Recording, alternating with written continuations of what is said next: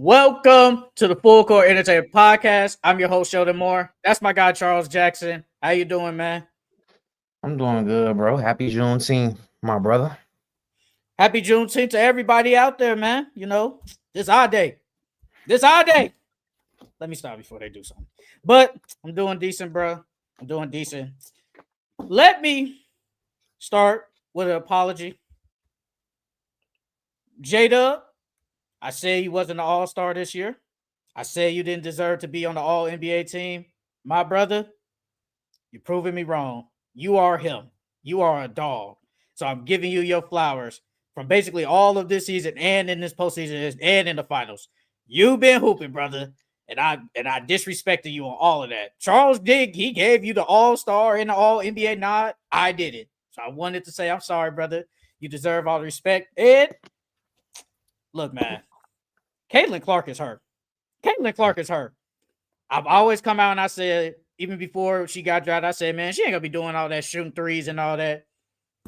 Man, she's shooting all them threes and it's hooping. She is hooping, and she has changed the game for the W. When she played against the Liberty on what was that Saturday, bro? They had 20 million viewers. Mm-hmm. Now that's the Caitlin Clark effect. So I want to give her her love. I want to give her a love. That was her first game back, right? After injury? That was her first game back after injury. And people were saying like the WNBA, the ratings were down because she wasn't hooping. That's probably true to an extent, but I want to give her flowers on that. And I want to ask you something. I don't know if you saw this on Twitter. Somebody put up, it was a tweet. It said, be honest, who is the face of basketball? And it has 6 people. It has Caitlin Clark, Nikola Jokic, LeBron James, Anthony Edwards, SGA, and Angel Reese. And somebody quoted it and said, is it crazy to say Angel Reese is the third one on this list? And I said, it's not the craziest when you think about it. Hey, wait, you said it was Jokic, Bron, Caitlin, Reese, Ant, and who else? SGA. And SGA. From those 6. I'll say the face of basketball is still LeBron James right now. And then second, I go Caitlin Clark. And then Angel third Reese is that. It's either between her or Ant. Nah, it's either between her and Ant. I damn near want to say her though. I ain't gonna lie. I want to say her. Yeah. I think people, no offense to Ant a dog. We know he box office. But I think people know Angel Reese more because of Ant. I truly believe that. And especially some of her play, but her antics, how she plays the game, tough. I think a lot of people know her, especially even from LSU. So we know it was Caitlin or LeBron. We knew that. Yeah. But that third spot, it's not that hard to say Angel Reese. Don't get me wrong, G. Like, she not that bad though. Like, I understand she missed a lot of shots, but she's better than what people giving her credit for, bro. If she make at least half her shots, bro, the narrative on her would be so different. It'd be so different. She just missed so many layups. It's like, man, bro, it's hard to defend her sometimes. She had a triple-double. What was it? Like 2 games a couple days ago. Yeah, she had a triple-double. So Angel Reese been hooping, but I'm like, we know Ant, but Angel Reese just might be low-key popular than him. Just might be when it just comes basketball. Francisco, excited to see my glorious Pacers team win today and again in Game 7. Over with for y'all. Hell yeah, Pacers. Let's go. This shit over. This shit over with for y'all. This shit is over with. This shit is over. Let's go Pacers. And also, I do want to ask you, the Lakers, Jeannie Buss sold the Lakers yesterday. 10 bills. For $10 billion to the Walter family. Bills. And a lot of people are excited about this because he is also the owner of the LA Dodgers. Mm-hmm. So I do want to ask you, what does the Lakers being so mean? Just for the Lakers in general, what does it mean? I think it's a good thing. One, because after Jerry Buss, gave the organization over, like, his kids don't really care about basketball. And you could tell by the decisions that they made. You could tell by the people that they brought in. They just started getting back on the right track. We're getting Luca, and Rob Pelinka getting Bron and trading AD, and so I think it's a good thing for the Lakers because now they finally get a owner who's gonna actually pour into that organization to actually care about that organization winning, and try to do everything in his power to make sure that the Lakers, get raise another banner in that arena. He's the owner of the Sparks, the Dodgers, Chelsea, the Premier League in soccer, and it's another team. Can't think of it off the top of my head. Damn, he owned like 4 teams. He's rich, bro. Damn, he rich as hell. Hey man, these owners, bro. They have what's the dude? The guy, the Denver Nuggets owner. He owns the Denver Nuggets, the Colorado Avalanche, that's the hockey team, and the LA Mhm. Rams. He owns them, and I think another team. He owns them, bro. These owners Damn, be bro, they owning a getting whole banked. bunch of things, bro. They got They getting bread, banked. but I think it's good for the Lakers because for the casual people, and I'm probably one of the casuals too. He owns the Dodgers, and we seen the Dodgers now. Now, credit the Dodgers is a no cap league, so they can just Mhm. spend how much they want. But it's just a fact that he has spent to make sure the Dodgers are successful every single year. So that means we will hope he will do the same thing for the Los Angeles Lakers. Even though this is a cap league, he will do what's necessary because he wants to Mhm. see the teams win. And now with Luka there, I'm going to spend money to make sure Luka has the best supporting cast around him to potentially win a championship for us. And Brian Windhorst, he said on NBA on First Take, and I thought it was really good when I heard it. He said with this move, it kind of helps the Lakers with potentially investing in more of like scouting department, player Yep. development, analytics, Yep. because the Lakers aren't good. We know they're really like. I get it. They drafted like Julius Randle, Brandon. I get that. I'm like those Lonzo are and all Josh Lonzo. Hart.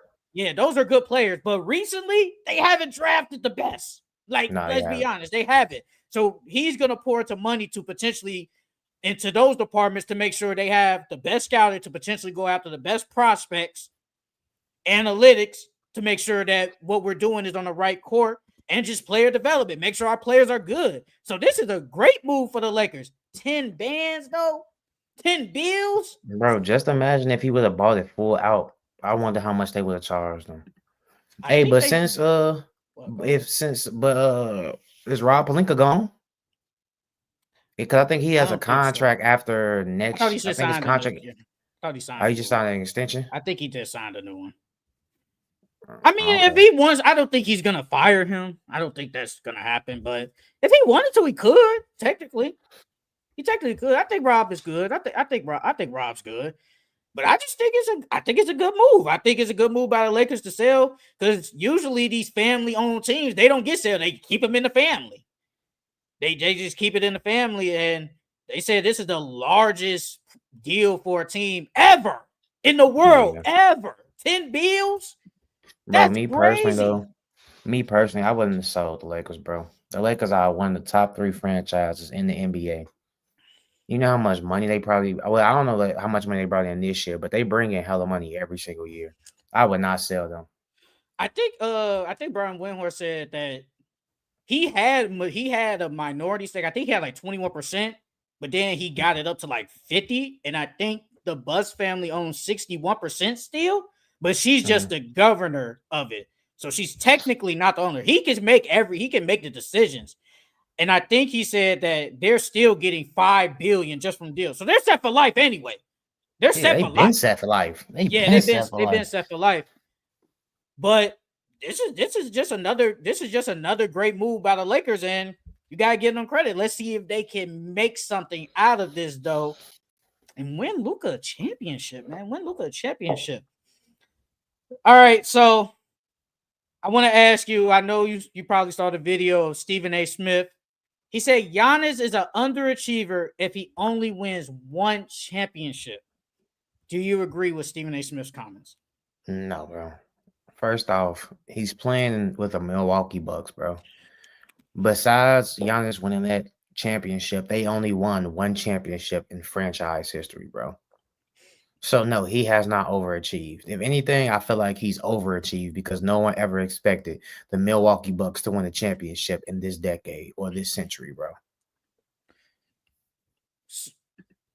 So from Giannis's career, from where he's come from, he has definitely not underachieved. From basically being homeless to basically, you know, the story, they said that when he was a rookie, he was taking cabs and stuff to the arena. Every time he got his NBA paycheck, he'll send it back to his family back in Greece. And then on, he's a millionaire, one of the greatest players ever. No, he has not underachieved on that part. But I think from what Stephen A. Smith is saying, when you compare Giannis to basically the greats of, say, like the Tim Duncans, Hakeem Olajuwons, or Shaqs, or whatever, I think that's what he's talking about when he's underachieved. And then when you put him on that when you put him up there with the greats, technically he would underachieve. But my thing is, he has put up great numbers every year, won a championship, defensive player of the year, 2-time MVP. I don't think he's underachieved, but I think it would be kind of a disappointment if he just wins one ring. I do believe that. But I don't think his career will be underachieving because you're not guaranteed to go back to the finals. You're not guaranteed to go back. Bro, and then on top of that, bro, every year Giannis has been in the league besides 2015. He's made the playoffs, bro. Every single year. Besides 1 year. I think that was his second year. Giannis hasn't underachieved. You know how hard it is to win a championship? Like, bro, everything has to go right in order for you to win a championship. Even though LeBron has a losing record, you know, in the finals, that's a testament to his ability to wheel those teams to the finals, bro. Like, no, Giannis hasn't underachieved. I don't think he has. Even if he only wins one championship in his entire career, bro. It's players like Charles Barkley, you know, other great players, Karl Malone, John Stockton. You know, it's several great players who haven't even won a ring, bro. Did they underachieve in their careers, in his opinion? I don't think Giannis is underachieved. And that would be what we will talk about next in the ring culture. But hold on. I agree in that sense that he is better than Dirk and Garnett, for example, and they have one ring only. But yeah, on the team, it's heroic that he won with the Bucks. Yes, I agree. That's what I'm saying. I think he's comparing, like, I guess so. Like, let's just hypothetically say LeBron was damn near considered one of the best prospects coming out. You know, he's had a great career. People compare him to Jordan, the GOAT, whatever. If you think Jordan, go fine, whatever. But they compare him. But then we say LeBron only won 2 rings. Then people gonna say, he kind of underachieved. He only won 2 rings. But hypothetically, let's just say he just won the 4 MVPs or whatever. You know, like, I don't believe that. I wouldn't say he underachieved. If you want to underachieve and disappointment, I would kind of say it's disappointing. But I don't think he underachieved in his career because he still put up great numbers throughout and won 4 MVPs. But if he only had 2 rings, it would just be a disappointment. But I don't think his career would be, I don't think it would be underachieving though. Like, Giannis is great. Bro, no one ever expected Giannis to win a championship, bro. No one did. No one did, bro. Especially in Milwaukee. Come on now. I wonder who was the favorites in that finals. If I looked it up, I wouldn't be shocked if it was the Suns. No, it was the Suns. They were the favorites. That's the year the Suns was going crazy. Didn't they win like almost 60 games that year? I'm looking right now. They had to almost win like 60 games. They was 51-21. Okay. Oh, well, high 50s. Second in the East. I mean, not the East, West. And they most likely were the favorites coming out that year. So to say Giannis' career has been underachieving, I don't think it would be underachieving if he only wins one. Like, look, like, for example, like Aaron Rodgers. Like, Aaron Rodgers has won 1 ring. Now, he's considered a top 10 player. Now that might be different. I said top 10 player, a top 10 quarterback ever. Now, that might be different because usually top 10 quarterbacks, because I think Dan Marino hasn't won none, but he's up there with the greats. But Aaron Rodgers has only won 1, but he has 4 MVPs. And some people might say his career is underachieving. Some people. I wouldn't say his career is yeah and no. Like, he played great throughout his career, but only winning 1 ring. as a top 10 quarterback, I feel like that's kind of an underachievement because he's had good teams. Defense has been bad though. Defense was Yeah. not good when he was there. And I think the thing is, some of them teams weren't all that good, but he was great. He's only really gotten close one time. He lost to Tom Brady in Tampa Bay when they went to the Super Bowl that year and won. So it's like, it is what it is. But overall, I don't think Giannis' career is underachieving. I don't think it will be underachieving if he doesn't win one, because hypothetically, he might win another MVP. So now he'll have 3 MVPs and one championship, because let's hypothetically say Jokic might win one more MVP but never win another ring. I don't think we'll say his career is underachieving, and Jokic will probably be great as long as he keeps playing at a high level like this. So, we like to pick and choose, but let's talk about LeBron James. He talked about ring culture. He said, I don't know why it's discussed so much in our sport and why it's the end all be all.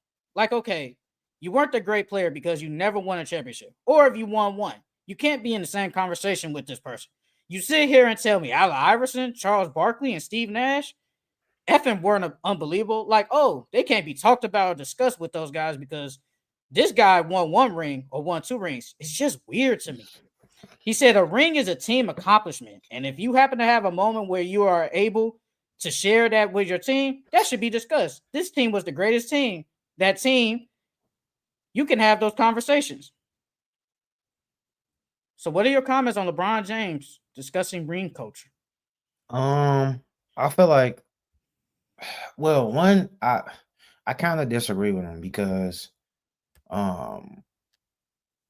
one, those players can be talked about in the sense of like their talent compared to other greats. But as far as with the rings and stuff like that, you can still they don't have a seat at the table because they've never won a ring. You know what I mean? So like they can't really speak on that.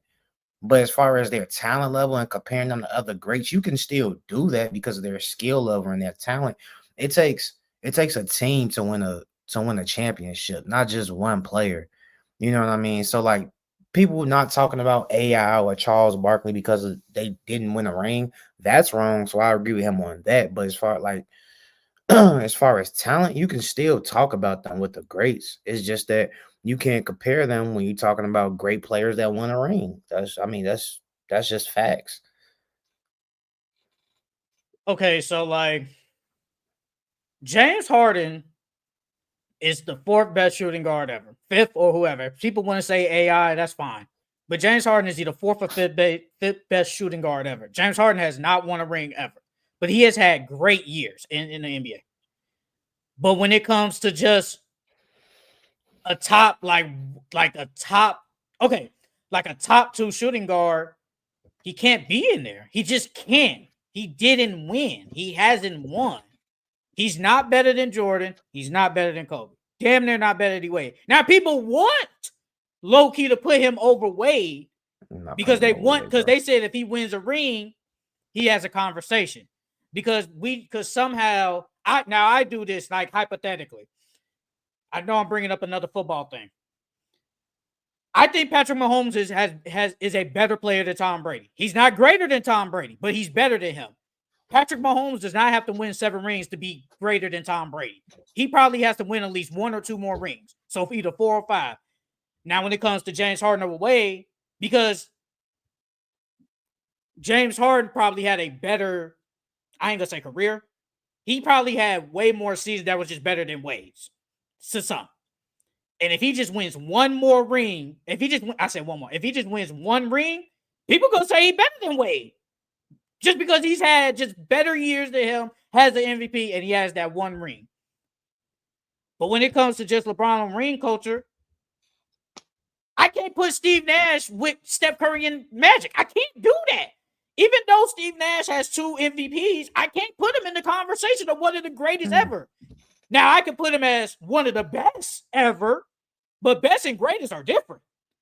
I can put him as one of the best point guards ever, but I can't put him in one of the greatest. Rings just mean so much. Rings overpower everything.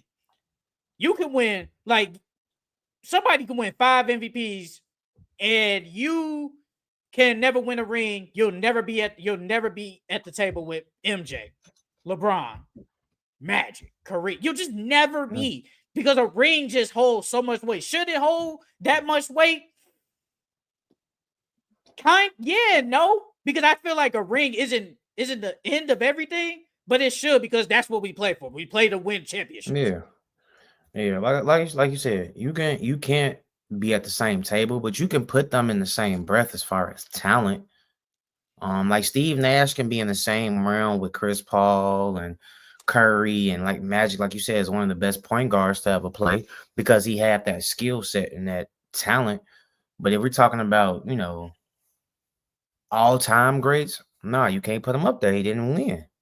And every NBA player would tell you the most important thing is winning. Even LeBron said it himself before he even got that first chip. All he wanted to do was win a ring. All he cared about was winning a ring, bro. So you can't go from that, and then now you've won several rings, to now saying you hate ring culture. Like, come on now, dog. I agree. Another example is Karl Malone would be unanimously the second greatest power forward with just one ring, but he never won. That's you can argue that's true. Like, you can argue, like, who do you think is the second best power forward in your opinion ever? Who do you think? Second is it KG? Best? Well, nah, because Giannis is better than KG. Okay.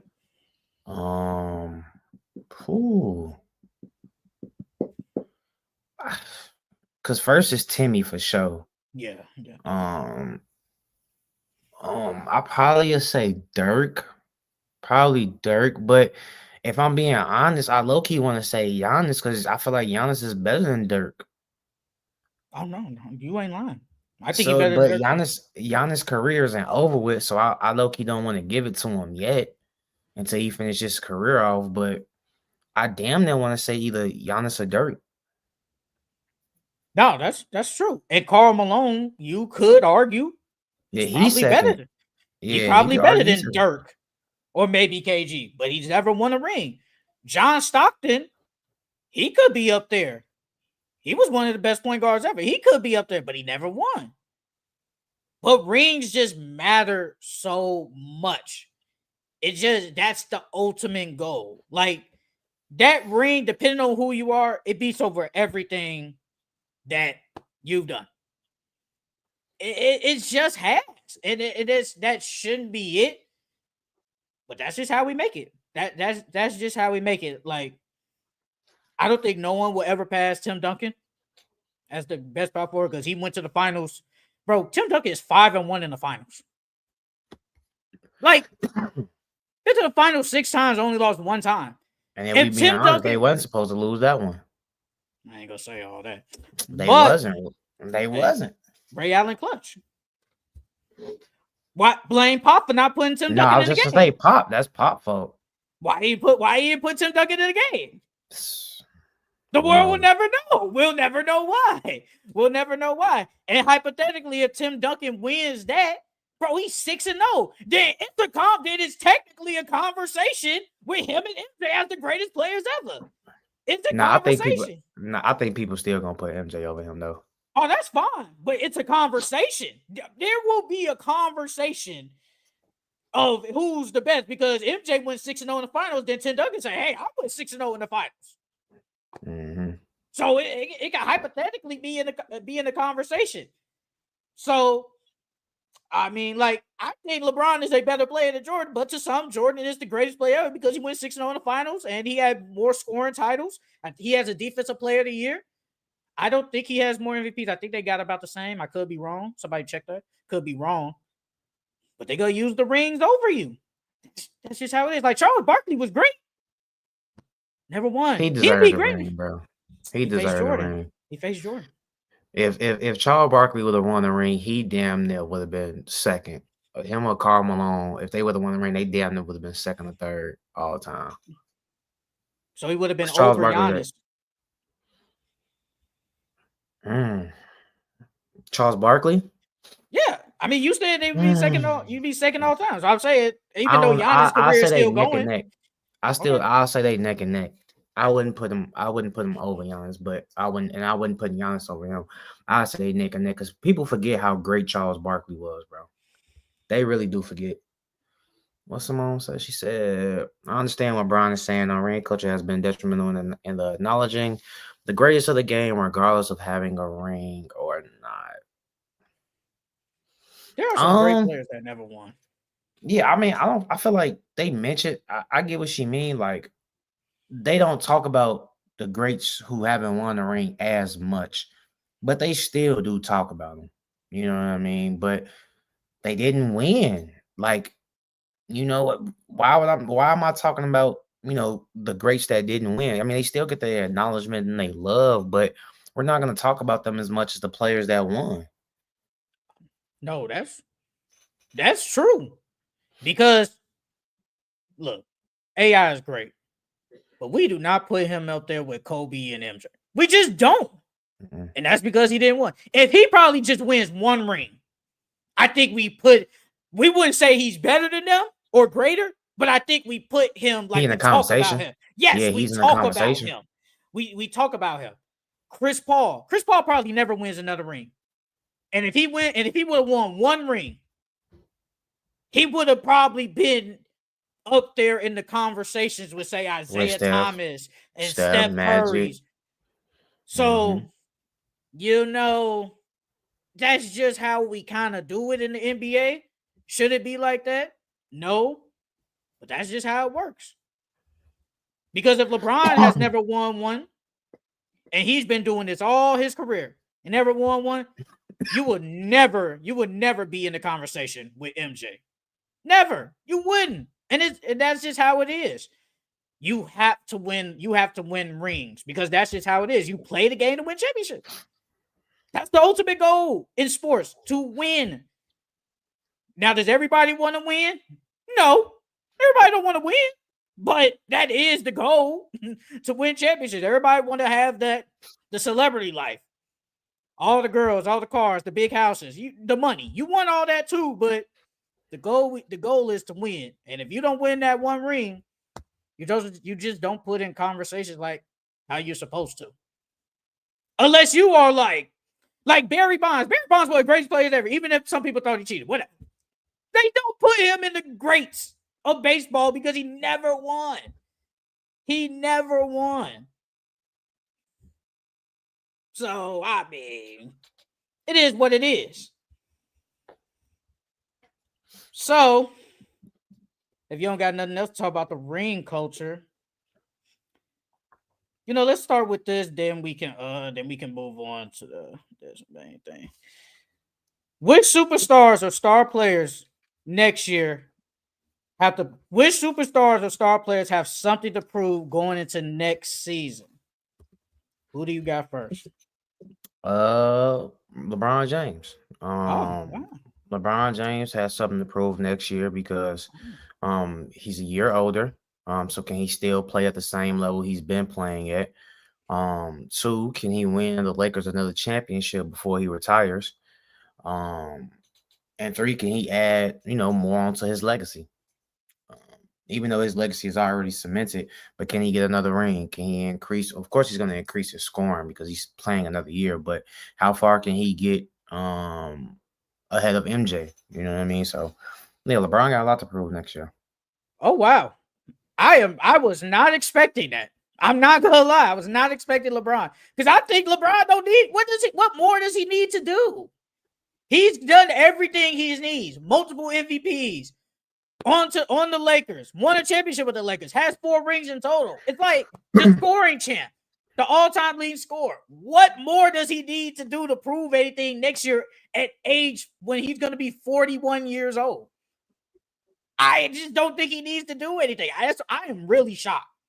I am shocked. I was not expecting that guy. I was not expecting LeBron James. That would definitely be a TikTok. If people go say something about it, I will say something. But a guy that I have that needs to prove something next year, a star, Jaylen Brown. Let's see what you are. This is the first time ever you're going to be the number 1 And a lot of people already think you better than Jason Tatum. They might be wrong, but it is what it is. This is the first time you're going to be the number one. Jason Tatum ain't coming back next year probably, or at least late in the year. So we're going to need you to possibly lead the Celtics to maybe a playoff spot or a play-in spot. We need that scoring up because last year, he didn't have the greatest year. We're looking at it. Jaylen Brown only averaged 22 points, 6 boards, and 4 assists. So I'm going to need that to go up to basically like close to 28 points per game, probably 5 assists per game. Got to rebound a little bit better. So this is your time to show people that you are legit number one on the team because people don't think you're really a number one. People really don't think that. So this is your time to show the world that you can lead a team to a playoff run as the number one guy on the team. So Jaylen Brown got something to prove next year. Hey, if he kill next year, do Tatum come? I mean, we obviously know Tatum is better, but he's coming off injury. Do you put Tatum in that second option role when he comes back if Jaylen Brown is killing? No, because he doesn't do what Jason Tatum does. No. Well, wait, are you talking about like just next year or are you talking about going forward? No, just next year. So like next year, Jaylen Brown's killing, and then Jason Tatum comes back. Do you put the ball back in Jason Tatum's hands, or you continue to go through Jaylen Brown? I probably think you stay with Brown. Well, I think you're gonna have no choice because depending, like, where do you think Tatum comes back, or if he does, where do you think? I think he comes back. I think he'll come back second half of the season. So around what, late February? After All-Star for sure. What's that? That's in February, so probably around March. Yeah. Oh, yeah. I think Jaylen Brown still is the guy because Jason Tatum, we know he's going to come off a torn Achilles. He's going to be on minutes restriction. So he's really not going to be out there playing 30-plus minutes a night. Probably play what? Maybe 15. Wouldn't be shocked at 20. I doubt 20. Yeah, I was going to say like 20, 23 probably. To start off, I wouldn't be out. I don't think so. I would say 15 and then ease it up. I say ease it up throughout like the regular season. And I think Jaylen Brown still is the guy. He will be the most healthiest. He is the best. He will be the best player on that team, even though Jason Tatum is there because Jason Tatum is coming off an injury. I would keep it in his hands. I would keep the ball in his hands. But I still want to see. What do you think Jaylen Brown does as the first option? Well, let's see. Let me look at this stats real quick. His best year was, I think he averaged like 26 points per game.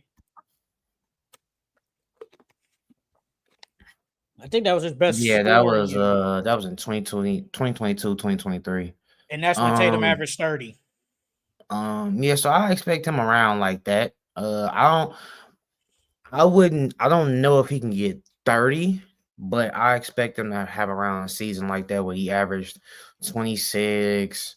I mean, he only averaged 3 assists, but like he had 7 rebounds, but somewhere around there, 26, 6 and 6, or 26, 6 and 5 or something like that. Like I expect him to average around that.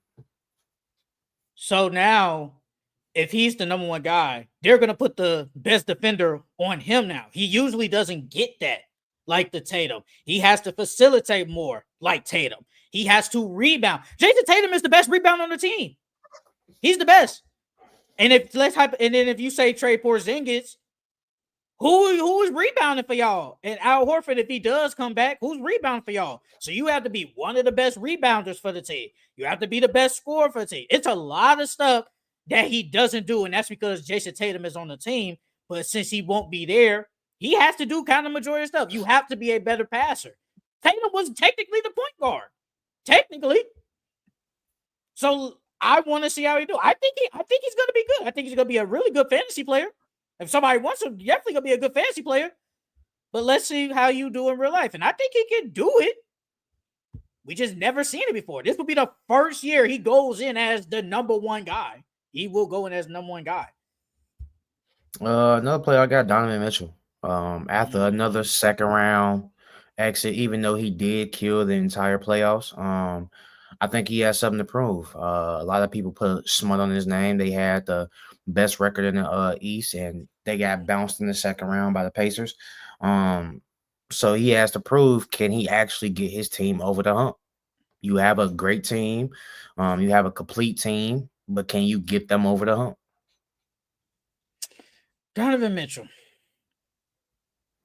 I actually didn't think of him, but now that you say that, yeah, I think he does. Look, has Donovan Mitchell ever had a bad team in his career? I don't think he's never had like a bad team.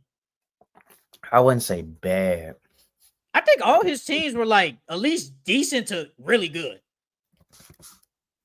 Even the team he went in the playoffs with his first year when they beat the Thunder, I think that team wasn't the worst. So like he's always had good teams. He just never made it far, and you play a part to that. So you have to see if you are that guy. Can you be a number one op? Can you be the number one guy on a championship team? And so far, you haven't shown that. You just haven't. You getting bounced in the second round every year. You make it past the first round, but then the second round, all of a sudden, y'all can't do nothing. So, and you're one of the best 3 shooting guards in the league. So yes, I think you do have to prove something. Is he a number one option on the championship team? Can he be? I think he can. I think he can be a number one option. I don't know.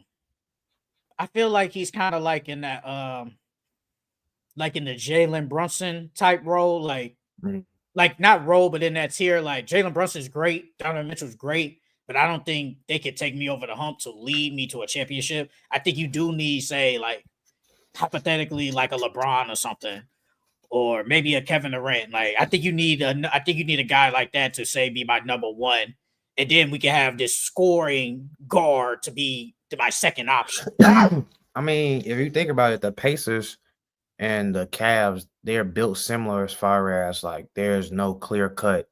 I mean, Donovan Mitchell is obviously the best player, but there's like no superstar on that team.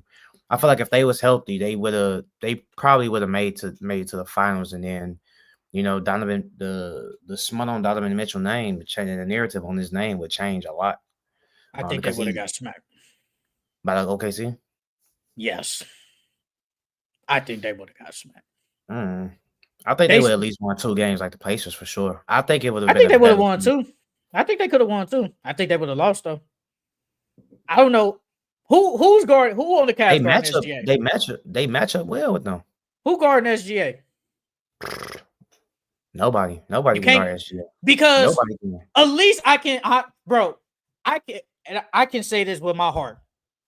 They don't have nowhere defender on the Cavs like Andrew Nembhard is guarding SGA. Andrew Nembhard is probably doing the best job you've probably seen in the playoffs on SGA. And I don't think the Cavs have nobody. Donovan Mitchell can't do it. He's too small. Isaiah Okoro. Well, I'm talking about the starting lineup. Nah. Donovan Mitchell too small. Garland too small. What's Max Strus gonna do? Go get cooked. So it's like I just don't see it. Like Andrew Nembhard. I mean, we knew Shea was gonna drop 30, but Andrew Nembhard is making him work. Well, at least in the beginning of the games, he was making him work to get that 30. I don't see the Cavs having that guy that can make Donovan SGA work. I just don't see it. Another guy I have, Devin Booker. I think you got something to prove, brother. Kevin Durant's gonna be gone. You had a down year technically to some people. You're back to being the guy now. Can you lead this Phoenix Suns team to the playoffs? Can we get that Devin Booker who was when people were saying he played like Kobe Bryant? Can we get that Devin Booker again? That's what people were saying. Stephen A. Smith said that, but it's neither here nor there. Can we get that Devin Booker again? I ain't gonna say Kobe Bryant, but I think we can get like an all NBA type Devin Booker next year as the number one guy. So he has something to prove, especially since y'all didn't make the playoffs this year. And Devin Booker played 75 games, really healthy, and y'all still didn't make the playoffs or the play-in. So yeah, I think Devin Booker's gonna go back to all NBA type of level of play now that KD is going, because now the ball is gonna be back in his hands. He's gonna be able to, to showcase what he did previously before KD got there. I honestly think they will make at least a play-in. I think they'll probably get that 8th spot. Depending on how that team rounds out, I think they are either make it to the play-in or get that 8th spot for sure. You think they can, or you think they can fight for a play-in? I think they'll make the play-in for sure. Okay. I think they'll make the play-in, and then I think they'll either they'll Well, make the play or they're gonna get that 8th seed. well, last year the Kings made it. I don't know what we think of the Kings now. I just don't know. I'm just saying. I don't I know. think it's boo boo. I don't know, Another player that I got, Embiid. Embiid has a lot I to had prove Embiid next too. year. I had Can you Embiid. stay healthy? Can you take your team far in the playoffs? Can you actually make it to an Eastern Conference Finals? Like, you know what I mean? And the biggest question mark is health. Can you stay healthy? You have to prove that you can stay healthy and that you weren't, that the process was something that we should have waited for. So yeah, Embiid. I had Embiid too, bruh. And we should have started off with the NBA rumors. We'll do that right after this. But this is it. I've said it a long time ago. I said they're gonna give this another try. They're gonna see if this can work, and then if it doesn't work, we trade Embiid. Bro, you only played 19 games last year. You only played 19. If you played at least 50, it's probably a different story. Yep. You're injured every year, bro. This was your worst year ever. And you have a lot to prove. You have to prove the naysayers wrong. When you are healthy, you are easily top 4 in the NBA. Easily healthy. So you have to prove to people, hey, I'm one of the best centers in the league, one of the best scoring big men ever, probably one of the best talented big men ever, whatever. So you have to prove the naysayers wrong, and you have to have a bounce back year so you guys can make a playoff appearance. Like, you guys were terrible this year. I know y'all tanked, Loki, whatever, but you definitely got something to prove, brother. Joel Embiid really got something to prove.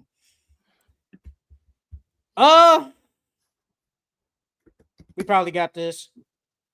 Zion Williamson. We know Zion. That's how you have LeBron, but not Zion. I wasn't even thinking about. Zion. That man don't play no games. I wasn't even thinking about him. I'm just saying. You had LeBron, but Zion don't make it. But no, Zion, he in the same boat as Embiid. He only played 30 games. Zion is 24, 75, 56 from the field. He usually averages 60 from the field, but Zion got something to prove. Prove that you can stay healthy, bro. Because when you healthy, you are one of the most talented players in the NBA. So if you can stay healthy, the Pelicans could be sneakily good. They could be, but you never stay healthy. But Zion has a lot to prove because if you don't stay healthy this year, show up, you might get out of New Orleans. He probably want that low key. Yeah, he probably wants that. He probably want that, but you got a lot to prove, bro. So because some people are saying, is Zion Williamson a bust? I ain't gonna say all that. No, but there's some people saying, like, is he a bust because he just hasn't been healthy enough to play a lot of games and hasn't been in the playoffs yet. So he got. That's like saying Greg Oden was a bust. Greg Oden wasn't a bust. He just couldn't stay healthy. Another player that I got, Luka. My boy Luka. Luka has something to prove next year. A lot of people call him fat. A lot of people say that, he wasn't in shape, and that's the reason why the Lakers didn't win. Can he actually, can we actually win with Luka? So yeah, he has questions to answer next season. He's recently got in shape, so that fat stuff, that's over with. You saw that picture? Yeah, my boy look like he rookie. He like his rookie weight, bro. He look his rookie weight. Hey, we get skinny Luka. Maybe we see Luka dunk on somebody again. They say he didn't dunk this year. That's insane. They say he didn't dunk this year. Hey, that's insane. But yeah, I had Luka too. You get traded by the Mavericks. They didn't believe in you, brother. Now you come to LA. You were good. You just wasn't Luka from averaging almost 38 and like 8. You wasn't doing that. But I think he has something to prove. He has a target on his back because some people think he's not a superstar. I ain't gonna say no names, but I ain't gonna say no names. But you do have a lot to prove, bro. Like, just coming to LA, being like, you're technically the savior now. Like, once LeBron leaves, you will become the savior, and people are counting on you to win championships in Los Angeles. So Luka got a lot to prove, and I think he's gonna have a way bounce back here, especially if he come in skinny. You gotta have a bounce back here. Just gotta go get him a big. They just gotta go get him a big. That's it. Just go get him a rim running big. That's all you need to get him. We talk about it all the time, man. We talk about it all the time. Another guy I got is Ja Morant. Ja Morant, man. They traded your running mate. We'll get into that later. But they traded your running mate. You have to see it. Now you really have to see if you are the guy. You are the guy, don't get me wrong. But it's like, are you the guy that we invest in long term? Because you're never healthy. You do a lot of off-court stuff. Nothing crazy recently. But the gun antics with the celebrations and all that, you've done stuff like that. So, because last year he only averaged 23, and I think his best year, I think he averaged like 26 and something. I was like, this man was a dog. So he had a down year. He only played 50 games. So you got to stay healthy. And you got to show if Memphis is still really one of the best teams in the West. I don't think so, but you need to show if y'all still one of the best teams with you and Jaren Jackson now. So Ja Morant has a lot to prove people wrong. Oh man, that boy, he averaged 27 his third year in the league. Oh my god. Yeah, yeah, I agree. Especially with Desmond Bane gone now, and getting smacked in the playoffs like you did. Ja Morant definitely has to have a bounce back year, especially since Desmond Bane is gone. So, like you said, now the ball is going to be in your hands more now. So we need you to score more. Another player that I have, KD. KD has something to prove next year. A lot of people have said KD has underachieved since he's left Golden State. Some people say that KD's putting up empty stats. So KD has a lot to prove next year. Can he actually, win another championship without, Golden State? Can he actually not put up empty calorie stats and actually lead his team to another finals appearance? I didn't have KD because I'm like, what does KD need to prove?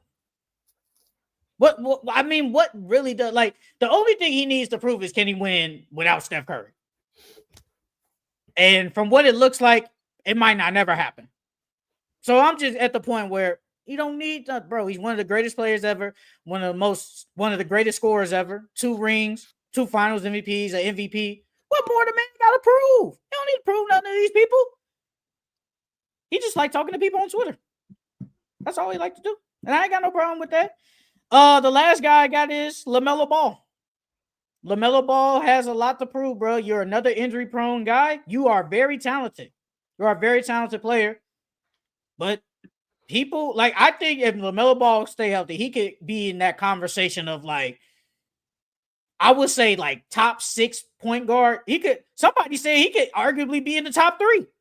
I ain't gonna say all that. Oh, top 3, I don't know. I would just gave you top 5, but top 3, I don't know. Because you could say Luka, Shea, then right after that, if you want to say he could be better than Steph, whatever. Maybe even Jalen Brunson, whatever. But some people think that, but you never stay healthy, bro. Can you lead this team to the playoffs? Well, we going into year what is this, 6? I think this because he came in with Anthony Edwards. So this is like year 6. So you need to see if you could lead your team to the playoffs or at least a play-in spot to show that, I'm for real. I'm serious on this team because you haven't been serious. So LaMelo has stuff to prove. And I uploaded the video about the team ain't unserious and all that. They're under pressure, but he's under pressure too. He has to show, like, I'm healthy and I'm one of the best point guards in the league. The last name that I got, PG. I think PG has a lot to prove, bro. Injuries after injuries. Then they brought you to this team to be the player to get them over the hump. They invested so much into you, and they had high hopes for you. So can you live up to that for Philly? Can you help Philly, take that next jump and make it to a EFC? So I think PG has a lot to prove. Man, PG, he was definitely in my top 5 favorite players. You definitely not in the top 5 no more. You have definitely been removed. You definitely been removed. Paulo took your spot, bro. Paulo took your spot. But I think he does need to because he had a terrible year last year, injured all year long, and he needs to play better. I think he didn't even average 20. I think I don't even know if he averaged 18. He probably did, but off the top of my head. But he definitely needs to have a way better year. And I said it last week. I think he will have a way better year this year. So 16. that's terrible. Yeah, he was supposed to at least give me like He close to played 20. 41 games. He played 41 games. For half a season. Okay. So yes, Paul George definitely has something to prove. But yeah, let's get to these rumors because I almost forgot about it. So we saw it. Kevin Durant had the teams he is interested in: the Miami Heat, the San Antonio Spurs, and the Houston Rockets. Who do you think is the best fit for Kevin Durant out of those three teams? I've been saying it since I don't know how long. The Spurs, him and Wemby. I think him and Wemby pair great together. Not only do they games complement each other, but the defense and then trying to guard those 2 7-footers, like, bro. And on top of that, they lineup is gonna be so big, bro. Like the Spurs are the best fit for him. I'll say this. I think the best place to go is the Miami Heat because you're in the East. The best fit will probably be the Spurs, but I would not be upset at the Rockets either because, like you said, it brings more space on the Spurs. You play with Wemby, so you have the defensive anchor behind you. You have a fast point guard. You have defensive point guards. Depending on what you think of the Aaron Fox defense, Stephon Castle is a good defender. You have the defensive point guard. So you have the young talent around him. And then he doesn't have to be the guy. I think if he goes to the Heat, he's the guy. He's the guy off rip. And I don't think you want him to be the guy right now. If you go to the Rockets, I don't want to say he's the guy, but I think he's just a first scoring option. He's the guy there. I think he's like when it came down to it in the clutch time, obviously he's not gonna be using the clutch like in the clutch, just he's not gonna be used just for the clutch. But I'm just saying, like, when we needed a bucket, we going to Kevin Durant. But we got Sengun, who could give me 20. Fred, when he on, could give me close to 20. Amid, we know he gonna take the next step to give me close to 15, 16, whatever. So I don't want to say like he's the guy on the Rockets. I just think he's like that go-to guy. Well, we know we need a bucket. But with the Spurs, he really don't got to be the go-to guy. He's the second best player on the team. Don't get me wrong. Wemby's the best. Wemby's the best. But I think it's the Spurs. But I think the best place to go to is the Heat because you're in the East. I just go speak of it all the time. I don't know what they could do. I mean, I still believe KD could be a number one option on a championship team. He's still that great, bro. He's still averaging 27 points, almost 30 a game. They say he don't impact his stats don't impact winning. I'm gonna leave that comment alone, but yeah, that's what Chris Broussard said. That's what he said. I'm gonna leave that comment alone, but his best fit is the Spurs. Even though they are in the West, I still think if they get KD, they have a good chance of making it out the West. I don't know if you saw these teams, but I think these are not real. I don't think he's real because actually I tried one, it didn't work. But somebody said his name is Gambo987 on Twitter. He said the Raptors' current trade proposal for Kevin Durant. Mind you, don't know if this is real. It was Jakob, Emmanuel Quigley, RJ Barrett, and the 9th pick for Kevin Durant. That ain't bad. I would have did that if I'm the Suns. That ain't bad. That's a lot for KD. That is a lot. You getting Podol, RJ, Quigley, and you getting the 9th overall pick. Like, I would have did that. For sure, I would have did that. You get the big. You get a young point guard. RJ Barrett, depending on what role he's in, could be the second guy, third, whatever, whoever you get 9. Yeah, and you get a pick, future talent. No. Now the other trade, it was the Timberwolves. It was Rudy Gobert, Dante DiVincenzo. It was either Rob Dillingham or Terrence Shannon and the number 17 pick. No, I'm not doing that one. I ain't doing that one. You're not doing that? No, hell no. The best player you getting from that is probably Rudy Gobert. Yeah, you get a big, but Dante doesn't move the needle for me. Rob doesn't move the needle for me. Terrence Shannon is a nice pickup, but then it's that 17th pick. None of that really moves me for KD. Did you? Okay, so before I go to the H. Bailey, it said the Jazz and the 76ers had discussed a trade that would send Paul George to Utah. One of the things that popped up was the Sixers will send Paul George and the third pick just to get number 5. They want to get off his salary. No, bro. Then y'all going backwards at that point. I think it's just to get off the salary, though. I mean, yeah, but Philly isn't win now mode. If you trade PG, like y'all not in win now mode no more. Y'all not even with PG, they can make it to the Eastern Conference Finals. Without PG, they probably a first round exit. And then you moving back in the draft. 2 spots. Yeah, but after Ace Bailey, VJ, Dylan Harper, and Cooper is gone, there's not really another all-star star type of player in that draft. Hey man, they just don't, bro. They overpaid on Paul George's contract, so they like, hey, look, man, take that shit on the chin. Take that shit on the chin, bro. Try to win with him now. Look, we know you want you. They say they like, look, you want this guy at number 3. That's fine. You just gotta take Paul George's contract, and we'll just get a guy at 5th that we're cool with getting. No.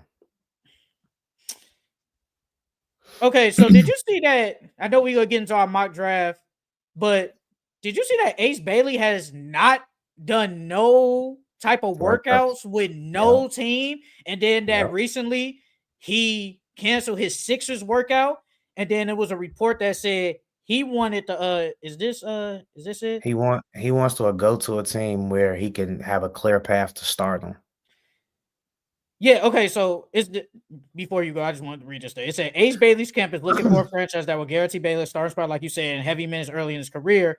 And then I think it was a report that said that the Sixers didn't guarantee him that they would pick him, and that's why he said no. But Jonathan Givony, who does the mock drafts for ESPN, he said he's the only U.S. player that hasn't done no workout. So what do you make of this? I mean, I don't like it because you're skipping out on the draft process. You know, this is what a lot of great players have done coming into the league, and you're no better than them. You know, just go through the draft process. Whoever takes you. Whoever don't. You know what I mean? But you shouldn't skip out on this draft process. I understand where he's coming from because he wants to go to a team where where he could develop at a quicker pace because he has the ball in his hands. He's able to shoot the shots that he wants to shoot.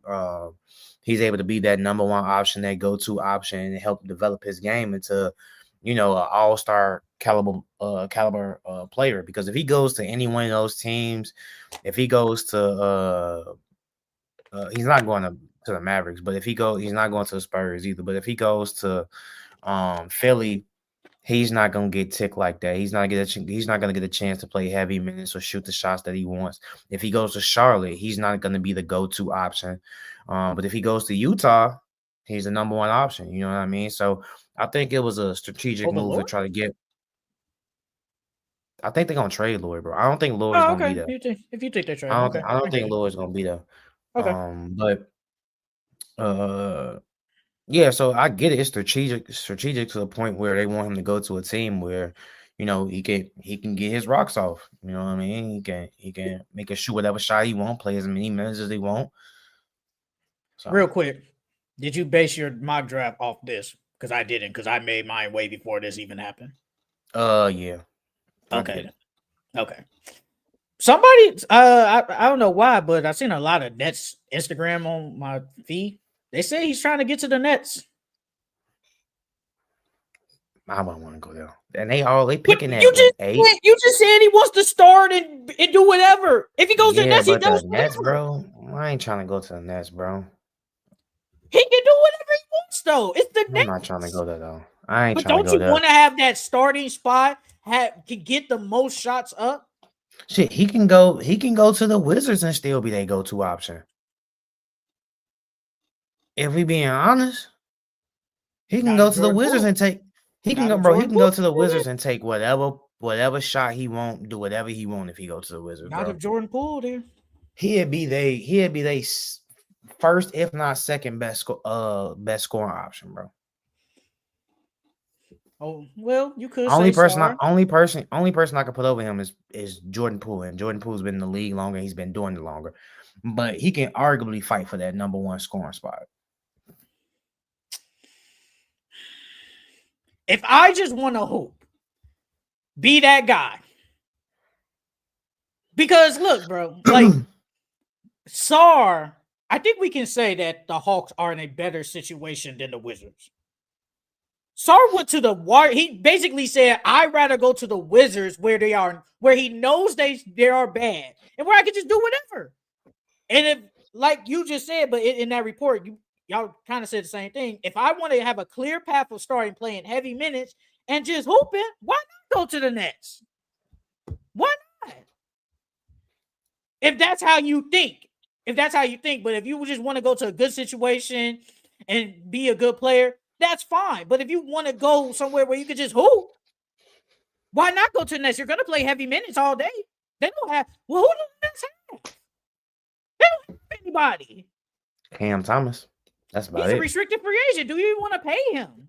Is he worth giving the money, whatever his range is? Is he worth that? All he do is score? He still got Cam. Man, they gonna trade that dude. He gone. He long gone, bro. He's long gone. So you still technically don't have anybody. So I'd rather just go to the Nets and just hoop. I mean, Sarge just did it with the Wizards. Like, bro, the Wizards are bad, bro. They're terrible. And wasn't it the same thing with Sarge, how he wanted a clear path of being like a starter? Because, bro, he wasn't gonna like. Do you think if he would have went to those, do you think he starts like not immediately, but at least sometime in the season, or he never plays over, say, Capella and a Congo? Nah, I don't think he starts at all. That's what I'm saying. Unless they moved like Jalen Johnson to the 3 and then put him at the 4 with a Kongu or Capella. That's the only way I could see him starting. But I don't think they do that. So, of course, you don't have a clear path for starting or playing heavy minutes. So go to the Nets, knowing they're going to be bad. Just hoop. Ain't nothing wrong with that. Let me see. What are the rumors? The Dallas Mavericks has emerged as a possible landing spot for Colin Sexton. You like that? No, I ain't mad at it. But I think Colin Sexton's a starter in this league. Only reason I could see him going there so he could replace Kyrie until Kyrie gets back, so Kyrie doesn't have to rush to get back. That's the only way. Colin Sexton on the Mavs.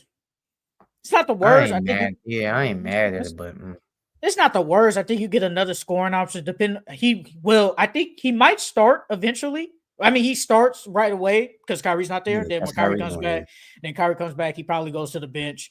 You get that backup scoring guard. It's not the worst, and you probably don't have to give up as much. So I have no problem with it. What's some other things? They said the Rockets and the Suns, they said that they would give up Jabari Smith, I think their 10th pick, and Jalen Green, but the Suns don't want Jalen Green. You already got D-Book. True that. But they said they would just reroute him somewhere else. So it had to be a 3-team trade then. Probably. It'll probably have to be 3-team. It probably have to be 3-team. Let me see if there's nothing else. Let's see. I think everything's about the same. Let me see. Yeah, that's probably it for the rumors, unless I see something else. All right. Let's get into this.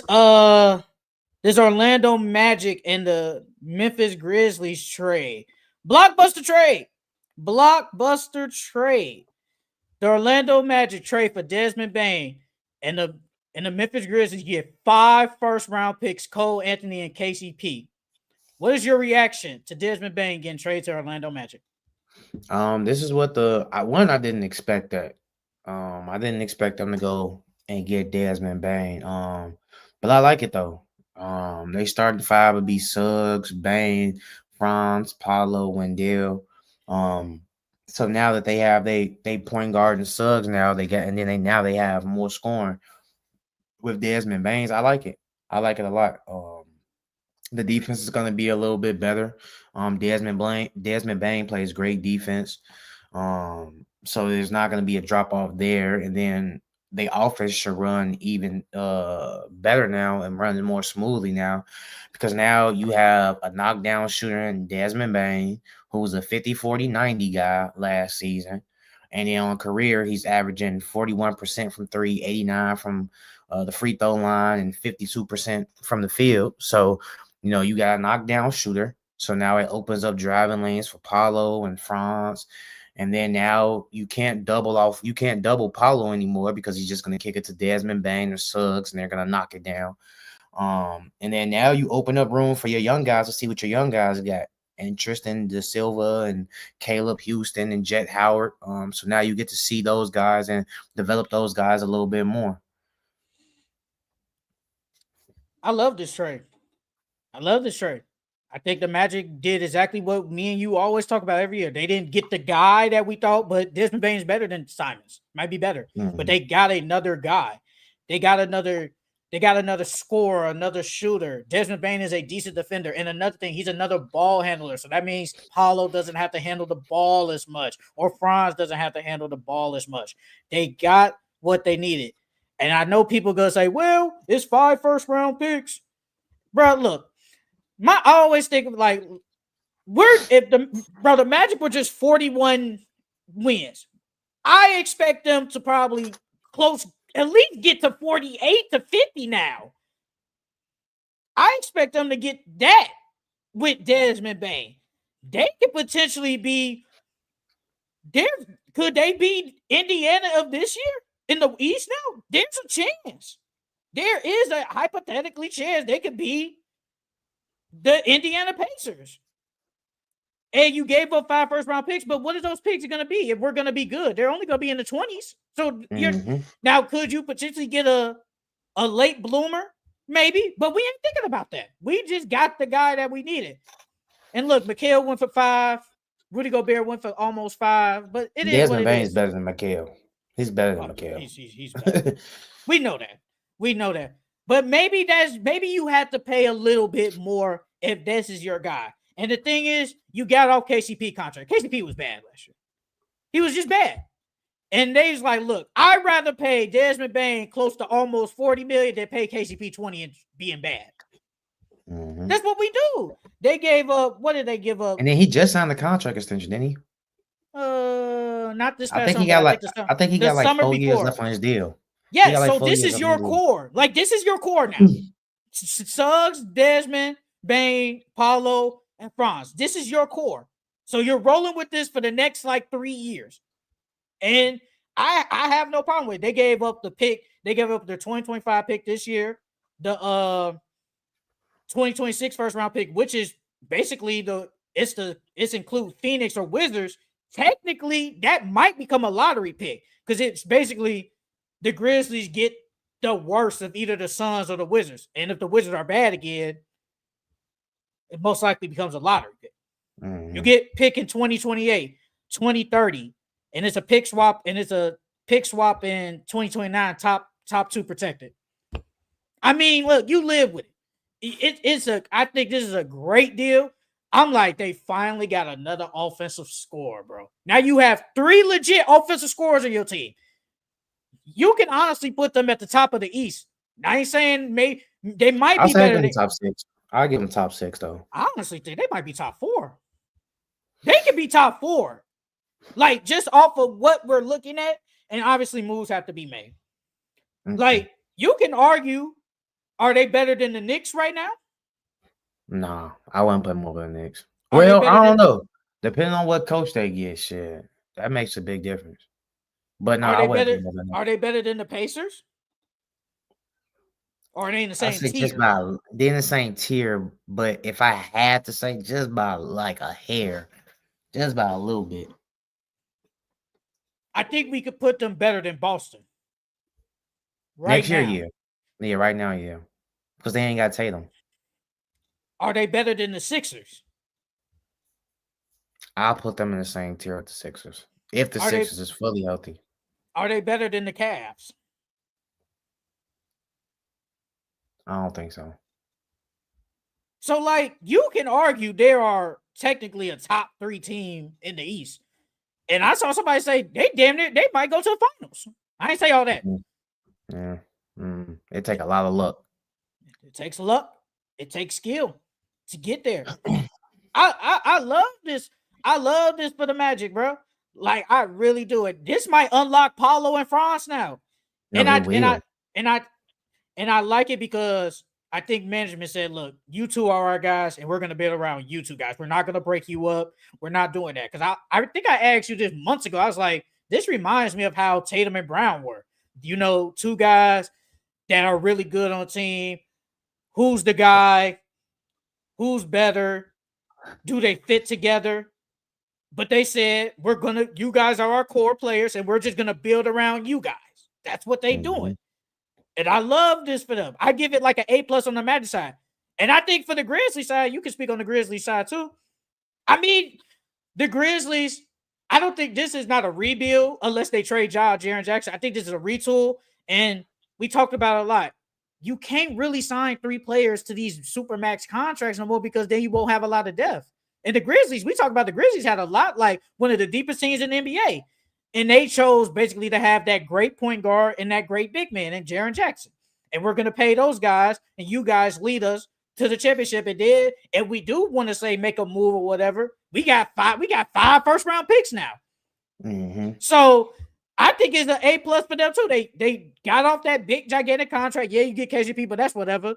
But you get 5 first round picks for Desmond Bane. I don't think no one projected them to get 5 first round picks. They probably talked about it. It's like, hey, look, we'll give you 5 for Desmond Bane. You just got to take KCP and Cole Anthony. You said, what? Oh, say less. Say less. Said, what?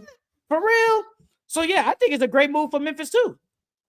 Yeah, I think it's a decent move for Memphis. Like you said, the picks are the most important thing because they can use that as leverage to, get another star to pair with Ja and Jaren Jackson or another player to pair with them too.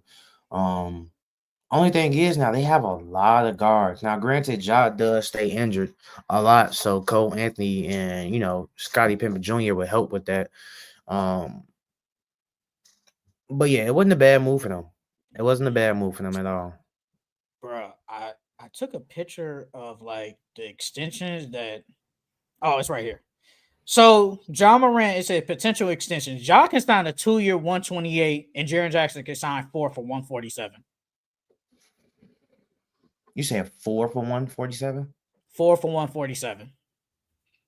I'll get him that. I'll get Jaren Jackson that. What is that? I know I'm sucking math. 147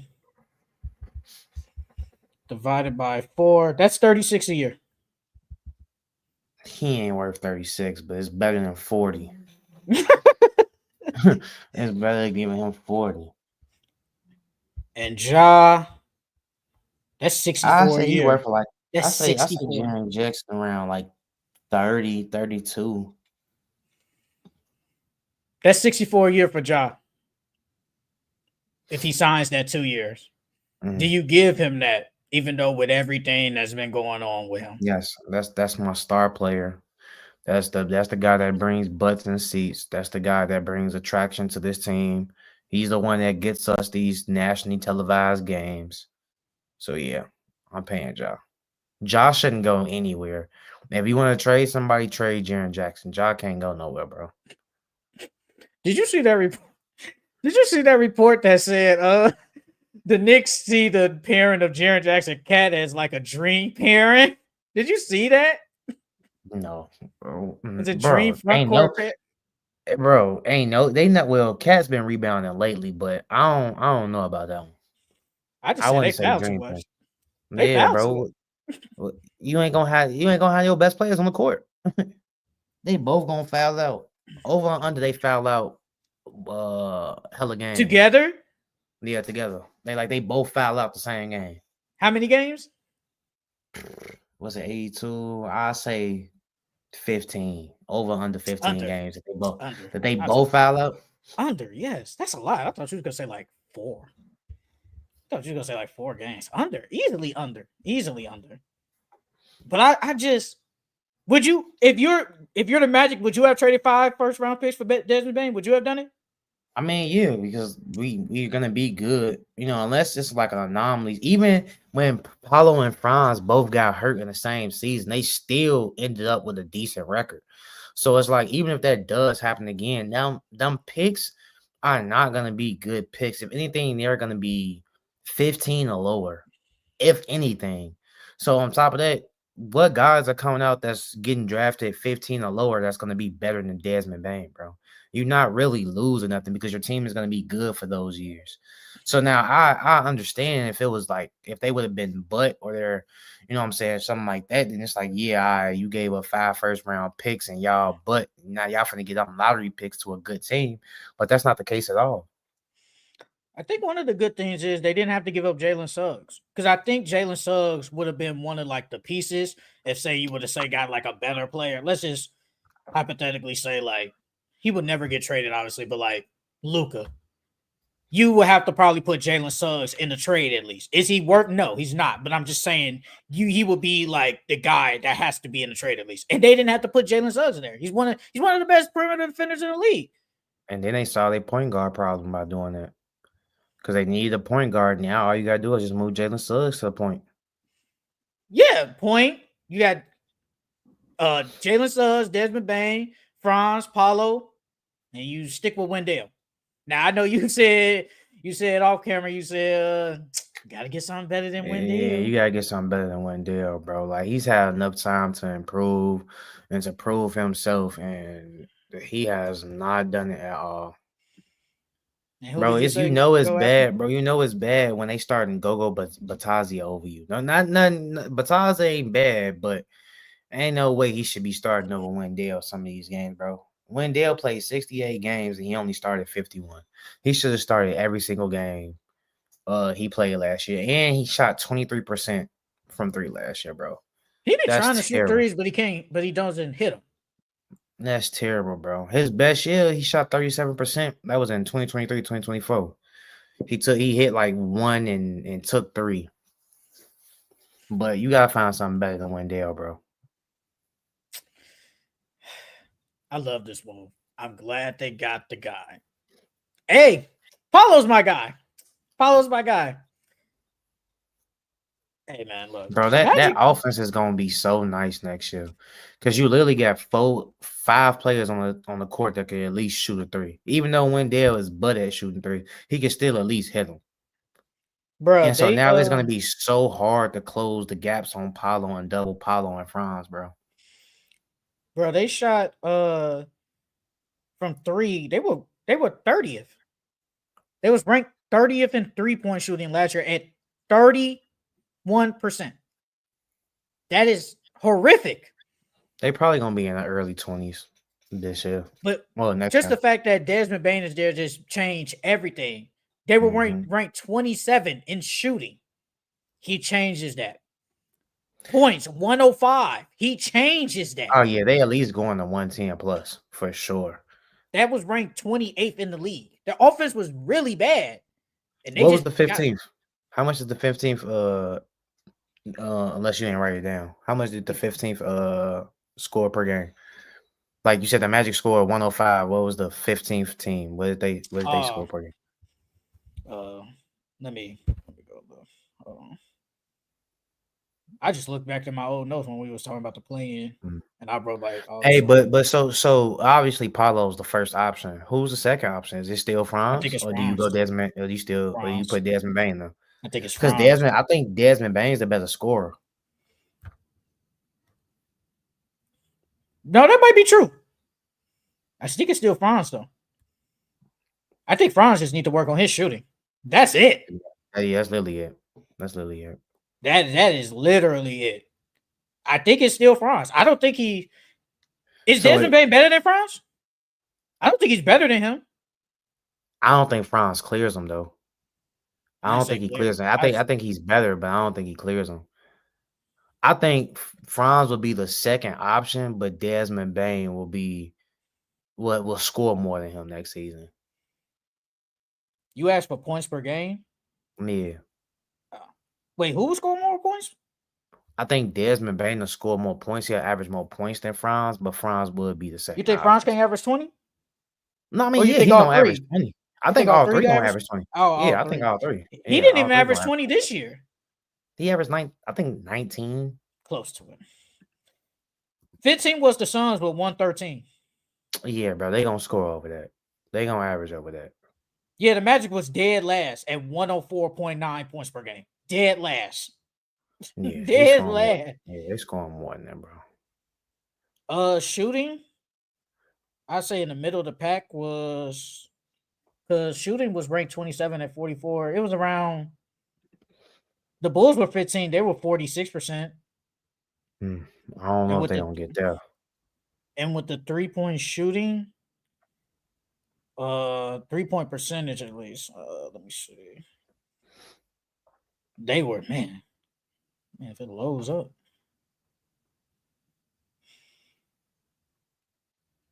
But no, this is a great move by the Magic, bro. This is a great move. They are not gonna be taken lightly. If they can just find a way to upgrade that center spot, I would have a lot more confidence in them. And Wendell was literally the only thing that's holding them back, bro. And That's the who should only they go thing. get? They need a player. I say somebody like a Porzingis. I think they need like a Porzingis, a big man that can shoot, that can rim protect. Even though Porzingis doesn't rebound, but a rebounder as well. He rebounds enough. Yeah. And He then you got rebounds enough. Paulo and Franz, so they can rebound for you too. They like to rebound too. So, but a That would be player good. like Porzingis, a player like Porzingis would be good for them. I think a player like Porzingis would definitely put them in that Eastern Conference Finals round. Oh, I was just about to ask, where do you put them at? Yeah, if they get I a damn near. Porzingis, they definitely Hey, EFC. I damn near say they go to the finals, low key, if they got it. And a healthy Porzingis, healthy. Yeah, A guy that plays throughout the playoffs. I damn near say they go to the finals. I ain't gonna cap, bro. I ain't gonna say they gonna win, depending on who it is. They probably low key. I wouldn't lie. I think they damn near the best team in the East. Like I wouldn't. I will honestly put them over the Cavs. I probably would low key. Like that team right there. Look, I saw Paulo and Franz with the worst scorers ever take the Cleveland Cavaliers to 7 games 2 years ago. And if Franz does anything, they win. Anything, they win. Now you add Desmond Bane and hypothetically Porzingis. Look, bro. They better than Knicks. They better than the Cavs. They better than the Pacers, low key. Man, look, bro. People sleeping on the Magic, man. People are sleeping. The Magic are the Magic gonna be good good. now. They They are gonna be good now. They definitely gonna be a top 6 team next year for sure. I don't know where at, but they definitely top 6. Where are you putting them at in the league? Not just in the East, but just in the Overall, league. Yeah, overall. Where are they in the league? ooh, that's hard. Okay, are they better than Thunder? No. Are they better than the Rockets? Well, it depends on if the Rockets get KD or not. But Well, we just going as of right now, are they better than the Rockets? I'll put them in the same tier. Are they better than the Lakers? Just like they probably better than the Lakers right now. At least I ain't gonna count. Yeah. I don't know. Bron and Luka is a lot, bro. You said that last time, and they just got smacked by the Timberwolves. I don't know. We both said that, and they got smacked. I'll put them in the same tier with the Lakers. Are they better than who was the 4th seed? The Denver Nuggets. Oh shit, they in the same tier with them too. Are they better than the Clippers?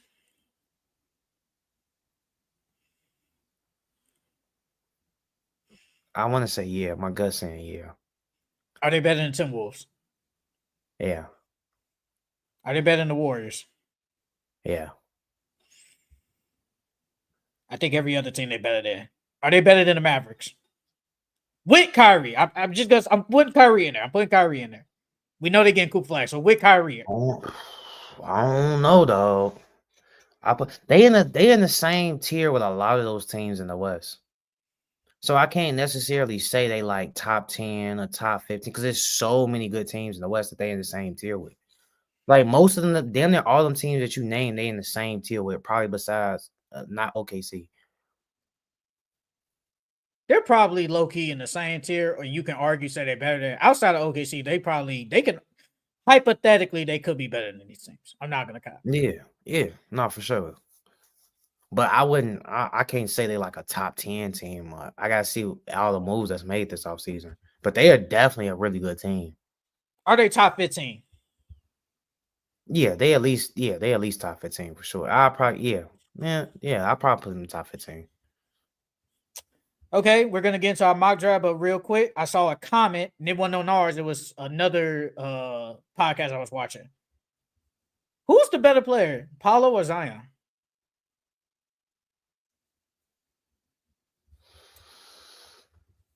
I'm gonna go Paulo. Paulo rebounds better. Paulo rebounds better. His offensive game is more developed. Even though he shoots better than Zion, even though Zion doesn't shoot at all. But no, I'm gonna go Paulo. I think Paulo's the better all around player. I agree. I think Paulo a better defender. I think he a better passer. He a better shooter. I think the only thing, and he can do it too, he just doesn't get downhill like Zion. That's it. I think that's really it. But everything else, Paulo's better than him. And I like Zion. I really like Zion. Because Zion a dog. Don't get me wrong. But man, Paulo, I'm high on Paulo. I am really high on him, bro. Like, Paulo could be like that. Like, he has a chance of like I say, that nigga need to go see Melo this offseason. Go see Melo, dog. Probably do though, low key. If go he get see that, Melo. if he see with Melo, he get that little mid-range, that consistent mid-range jump shot. Go see Melo, dog. Go see Melo. It's over. But let's get into FCE NBA mock draft. This damn near might be an hour. I ain't gonna cap. This might be an hour long, but this is our first mock draft ever on this podcast. We haven't done it because, no offense, they don't care about the draft. So I'm really excited to do this one with somebody that actually knows the prospects, watches the college game, and just wants to do a mock draft. So this is our first FCE mock draft. Let me read these comments real quick. Sorry, Francisco, I got to you late. A normal Doncic season will be enough to win MVP. He ain't capping. Charles think he will, but he never does for some reason. Lakers 50 wins, and he got it. If he put up 38-9 and they get 50 wins, there's a chance. There's a chance. But with the number 1 overall pick, the Dallas Mavericks select. You go. Oh, Cooper Flag. Cooper Flag. I think we can switch. Hey, everybody know that. Yeah. So we're gonna alternate. I was just gonna say let's alternate. Yeah. So you go. Since you went first, I'll go. Then So yes, Cooper Flag to the Dallas Mavericks, easily the best versatile player. We know a Cooper Flag.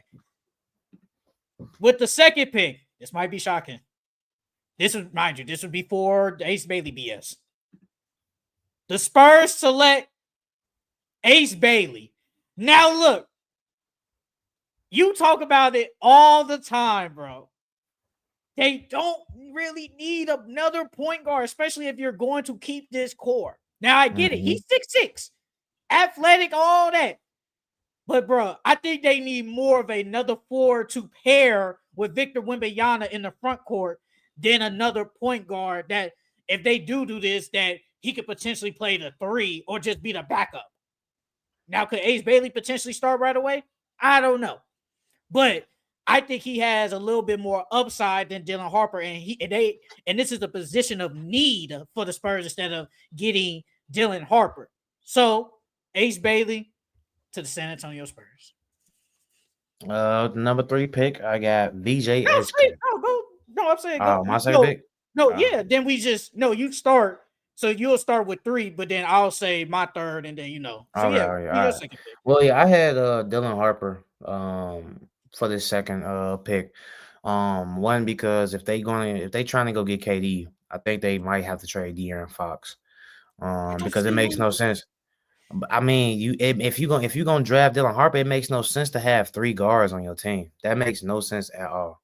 And then having Dylan Harper as your backup point guard, that makes no sense at all either, because he's an all-star caliber type of player, and you got him on the bench. But I got and then on top of that, all the reports are saying that they're gonna take him. So I put Dylan Harper at 2. So you think so if they do this, you think they just have to trade De'Aaron Fox or Yeah, something? you have to, because you got to make the money match, and then if you send Keldon, Devin, and Jeremy Shohan for just KD, you eliminating your depth. And the Spurs are not a dumb organization. You know what I mean? Like they're willing to move on from their best player. They moved on from Jajante. They moved on from Kawhi. They're not scared to trade their players. They traded DeMar DeRozan, LaMarcus Aldridge when they were helping them out. So it's like I don't think they have a problem trading De'Aaron Fox. Okay. Yeah, so go. Now it's your turn. My number 3 pick, VJ Eshkom. I've been saying it from the get-go. I like his fit with them. I like what he brings to the table as far as athleticism, defensive versatility. And then he's a good catch and shoot guy. So yeah, I got VJ at number 3. With my number 3 pick, I do have VJ Eshko. You talked me into it. I think they do draft another like guard that could potentially play like that 3 spot, maybe even a 2. He might start over Jared McCain. You never know. But like you said, athletic, all ball scorer, can get to the rim, downhill. I think that is what they're missing. They do just need another scorer, especially let's just hypothetically say Joel Embiid is out or any of them are out. You have that another go-to type scorer on your team that's not afraid, that can go get a bucket. So yes, I do have VJ Eshkom. I think it would be actually a good pick for them. With the number 4 pick, I have the Charlotte Hornets select Dylan Harper. Look, you pair him next to LaMelo Ball in the backcourt. He could play alt ball, and LaMelo could play alt ball. You just need another guy in the backcourt. You can slide Brandon Miller to the 3, Miles Bridges to the 4, and everybody still works out. I just think they just need another backcourt, because really LaMelo never had another guy in the backcourt with him, and I think we can probably say he's a better defender than Melo. We can probably say that. So I think they just need just another defensive guy, but just another guy that can also run the point too, because they really don't have another person that can run the point, maybe off the bench, but another person outside LaMelo on the starting line that can run the point. So drafting Dylan Harper with number 4, I think that could be a good move. Then the Hornets, we talked about it. They could potentially be a play-in spot. I get what you're saying. But if that was the case, they're gonna have to put the ball in Dylan Harper's hands, because as far as shooting, he's not the best of a 3-point shooter. But LaMelo could catch and shoot. LaMelo's the better 3-point shooter. So if they draft him, they would definitely have to put the ball in his hands and have LaMelo play the 2. But for the Hornets, it's crazy because I got them drafting Knipple.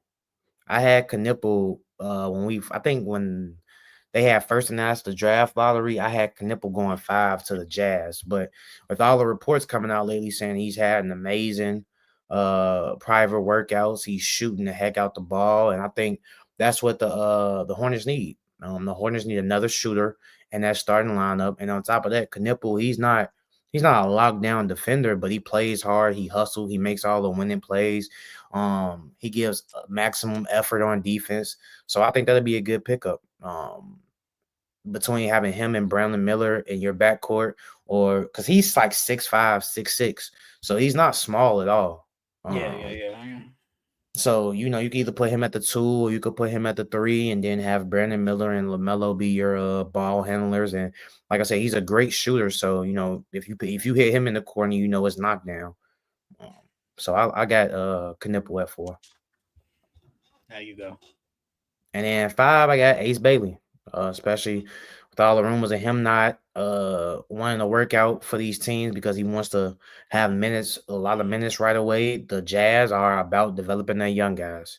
You see that they sat Lauri Markkanen multiple times throughout the season so that young guys could play and develop. And then on top of that, I don't think Lauri Markkanen is going to be there to start next season. So now you get Ace Bailey. You can build your team around him. And he can take all the shots he wants. He can get all the minutes he wants, and he has that path to stardom that he's looking for. I get it. At number 5, the Utah Jazz select. I don't know if it might be shocking you. I don't know. They get Trey Johnson. Trey Johnson. I know they have a lot of guards, but I anticipate Clarkson is gone. Colin Sexton is gone. Keontae George. I will ask you, is Trey Johnson a better player than Keontae George and Isaiah Collier? I think him and Keontae is like the same player.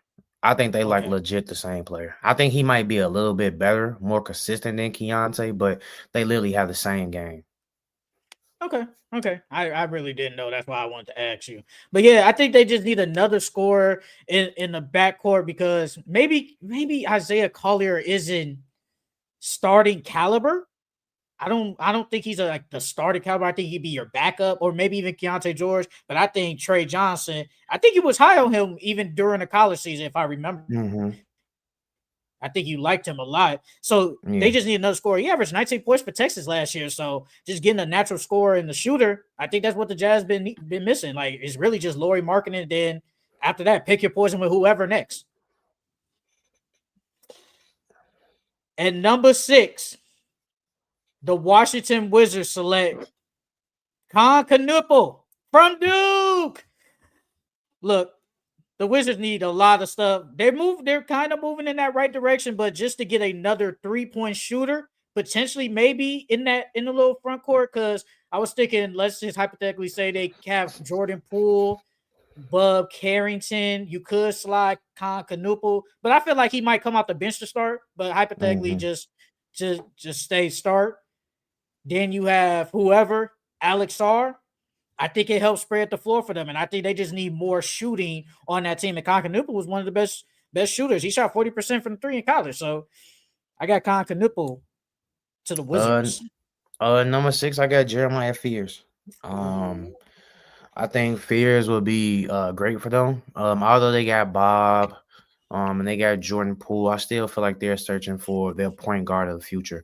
And I like Jeremiah Fears' upside more than Bob Carrington's. He's quicker. I think he's a little bit more athletic. Only thing with Fears is he's a great point guard. He has vision. Only thing with him is, his shot has to get a little bit more consistent. His 3-point shot has to get a little bit more consistent. But other than that, like I said, he's a great distributor. He's athletic. He's quick. I think he has higher upside than Bob Carrington. So is this with Jordan Poole not being there, or do they just start in the backcourt together? Him and Jordan Poole? Yeah, him and Jordan Poole starting the backcourt together. Okay. I don't mind it. At 7, I got Trey Johnson to the Pelicans. The Pelicans, they need some off the bench scoring. He's not gonna start, obviously, but I think Trey Johnson, he's a great off the bench scorer. I think he could be that volume shooter, that 6-man that they need. He's a really good shooter. He's athletic. He makes tough shots. He's not scared of the moment. So I think the Pelicans, and he can play right now. So I think the Pelicans go with Trey Johnson at 7. Now with the Pelicans, I had Jeremiah Fears. I had him going here because I think eventually he probably, even if it is Trey Johnson on Jeremiah Fears, hypothetically, but I think they start. There could be a chance they start kind of in the middle of the year. If the Pelicans are bad, well, that's why I said in the middle of the year. Well, if they trade him, he could start if they do trade him. He could. Him or what about trade. DeJounte? DeJounte ain't coming back no time soon. Ain't worried about him. That man chilling. He what's her name? He chilling. He ain't worried about us. But another scorer like Trey Johnson may not be the scorer. I just think he needs to improve 3-point shooting. When I looked, I didn't know his 3-point shooting was that bad. He shot 28% from 3 last year. That's bad. Trey Johnson? No, Jeremiah Fears. Jeremiah Fears. Yeah, he shot 28% from 3. I was like, damn, that's pretty bad. But he's really just a scorer. He just needs to work on his 3-point shooting. Then he could be good. And if he does come off the bench, another bench scorer too. I think I think it's actually one of my like best picks. I feel like I made honestly, so I like it. But Trey Johnson there too. It's not the worst.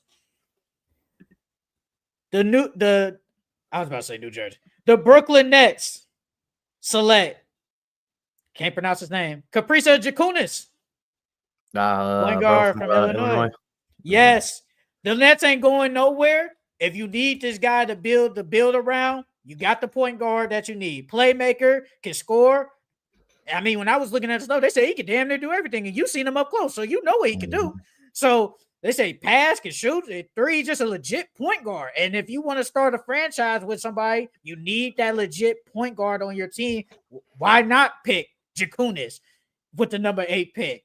So I got Kaprizov Jakunis to the Nets. Yeah, I got him too. I got him going to the Nets Oh, too. okay, we own it. I think that he's 6'6", so he's a big guard. Only thing is he's not that athletic. But he's 6'6", he can rebound. I think he averaged like, what is he at? Let me see. He averaged 15, 5, and 4, and basically 15, 6, and 5 last year for Illinois. So he could rebound, he could pass, he could score, he could do a little bit of everything. I think that he's a decent 3-point shooter. Like I said, only limitation is athleticism, but having him at your point guard, I think that would be a good start for them to rebuild around 18. So yeah, I got him going. You think that would be a legit good pick for them? Yeah, no, for sure. I think, bro, I think he's nice. I don't think he should be the cornerstone, but he's a good piece to start off with. At number 9, I got the big man from Duke. I cannot pronounce his name at all. Malawach. Yeah. Just I say got him Malawach. Just say Malawach. I got Malawach going to the Raptors. I think, Puddle doesn't really fit the timeline of the Raptors, and they're trying to go younger. And I didn't know that he's like 7'1", 250. And then they said his wing, he got a 7'6". He got a 7'6" wingspan. I'm like, dog, what? I thought he was smaller than that. I thought he was like, I thought he was too. I thought he was like built like Derek Lively. I thought he was real skinny and frail, but he's not. Obviously, he's a big guy. And they said he put on a lot of more muscle during the offseason. They said he worked on his offensive game, and his jump shot looks a little bit more fluid than it did at Duke. So yeah, I'm going with the Raptors. He's a good rebounding defensive big, with potential to expand his offensive game. So yeah, and then he's very mobile, and agile. So yeah, I go with him at number 9 to the Raptors. I thought he was like 6'9" or 6'10" looking at him on TV. I didn't think he was 7'1". He's 7'1". Damn, he's tall. I swear I thought he was like 6'10". Maybe because he don't look big. Maybe that's why. Because he just looks like not a skinny dude, obviously, but there's a tall, not swole dude, I guess. So I wasn't thinking like he's 7 feet. Damn, I'm surprised. But yes, 250. That's what surprised me. The 250. I was like, damn, he 250. With the number 9 pick, the Toronto Raptors select Malawach from Duke. Yes, we got the same guy. He didn't average that much. He only averaged 9 and 6.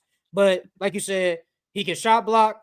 He can rim protect. He do all that, and I think that's what they need. I don't think Pirtle is like this defender type big man. And again, you said he doesn't fit the timeline. I think bringing in a 7'1" guy who protects the rim and is just a defensive presence, especially with a tall, lanky team like the Raptors, I think that helps them moving forward. And just picking the center that does fit the timeline, it definitely helps them. So I think the Raptors, if they do keep this number 9 pick, I think they will select him at number 9. I think this will honestly be one of the best picks in the draft if they do select him. Yeah. So I liked it.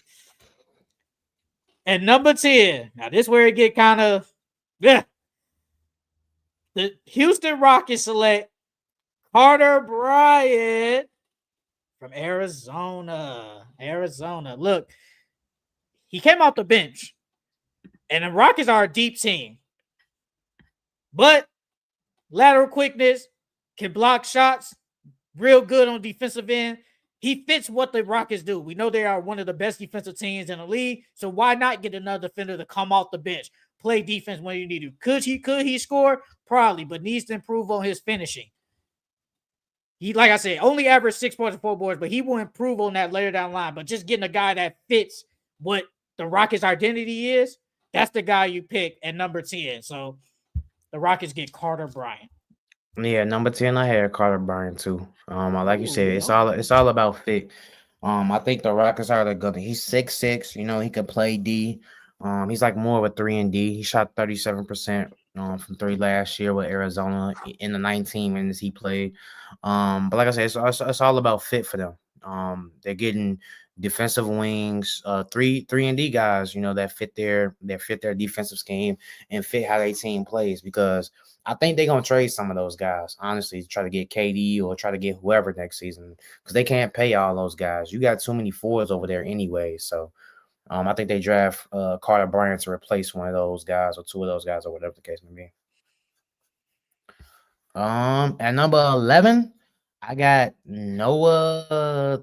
Ooh, I don't even know how to pronounce bro last name. That's a Genu or whatever like that. He plays for Germany. He's a 6'10" big. I think that the Blazers, they don't have him. He's like more of a power forward. He's really good defensively. I think like with the Blazers, it's a fit for them. Big athletic wing, 6'10", like I said, whose defensive can be a defensive impact in the NBA right now. My offensive game needs a little bit more work. But I don't think Jeremy Grant's going to be there. I think they're going to get off that contract next year. And then, like I said, he fits the Blazers well. They got a bunch of 3 and D guys over there, a bunch of fours and wings over there. So, just like with the Rockets, I think it's more of a fit thing. Oh, that dude. Oh, that dude. I know who you talking about. Because I was thinking, like, who you talking about? But he from Germany, right? Yeah, from Germany. I know exactly who you're talking about.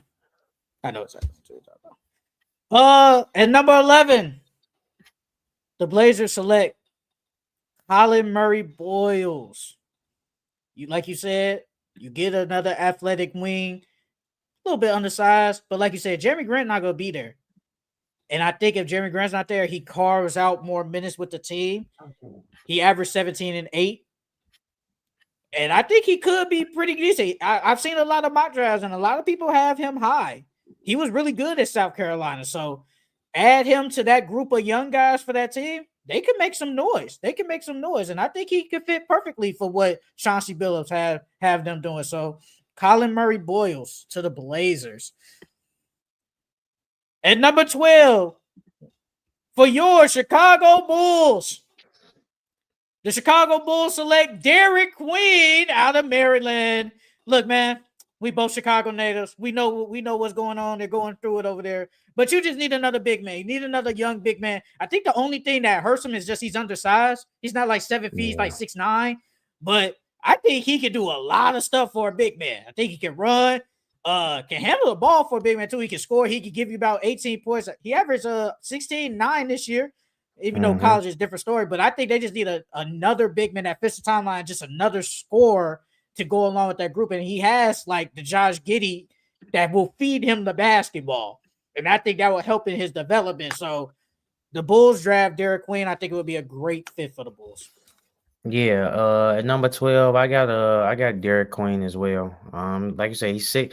He measured at 6'9" without shoes, so he's probably about 6'10" with shoes on, with a 7-foot wingspan, 250.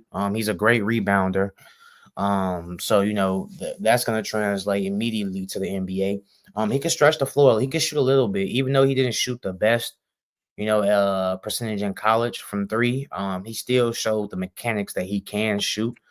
So he could pick and pop a little bit if you need him to. He has post work. He's a really polished big. The only thing is defensively, he's not that great defensively.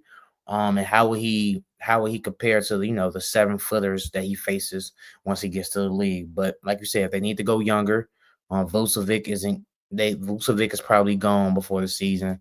Before the season starts. So like you said, they need to go younger and get a younger big. So I got Derek Queen going 12 to Chicago. 13 for the Hawks, Atlanta Hawks. I got them drafting Jace Richardson. Jace Richardson last year with Michigan State.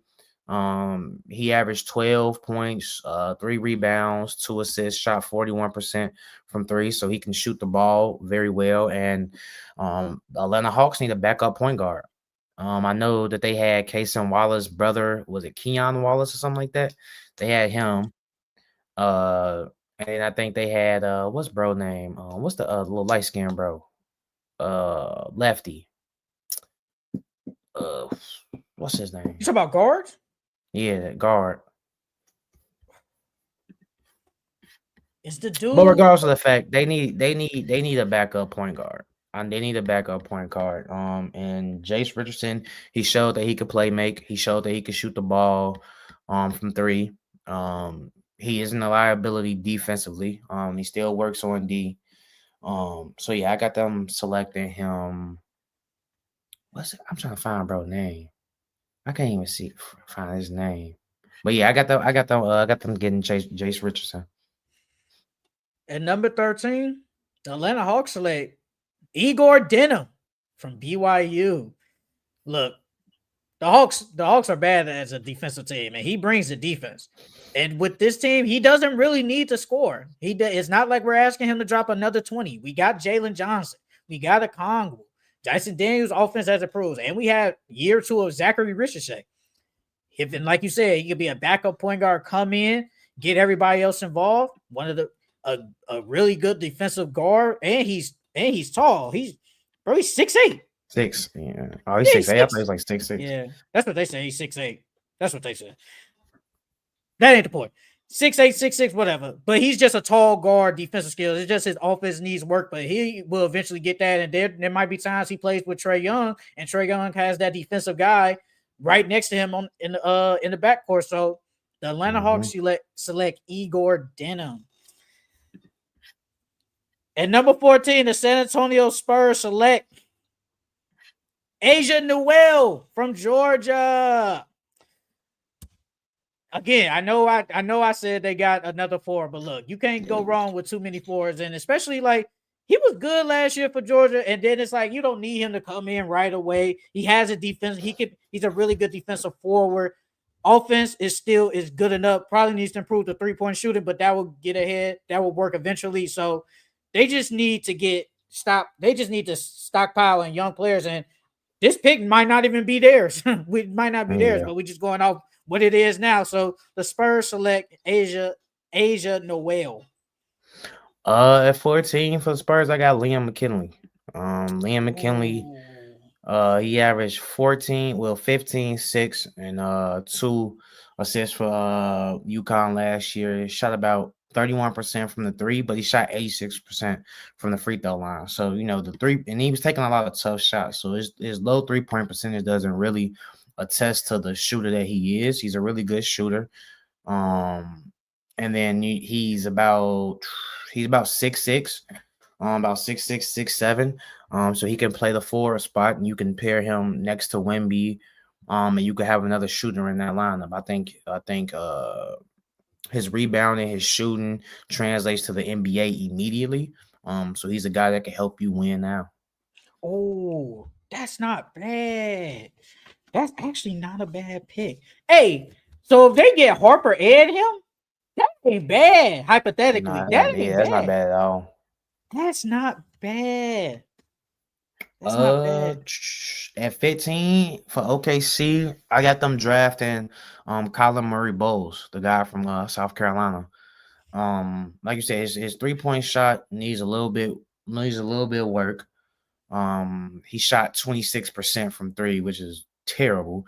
But he averaged 17 and 8. And then the OKC, they have a bunch of guards already.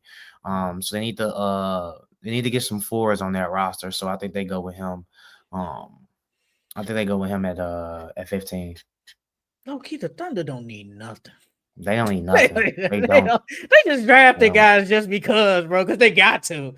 But the OKC Thunder, maybe the NBA champions, maybe. The OKC Thunder select Danny Wolf from Michigan. Look, they needed another backup big. They really don't have one. Like Jalen, not Jada, but Jalen Williams, he's okay. But I think Danny Wolf, what he did last year for the Wolverines, He was good. He could score. He could play make. He could stretch the floor. What is he, 6? He's 7 foot. Yeah, he damn near 7 foot. And especially if they start with this double big lineup going into next year, having another backup big man doesn't hurt them.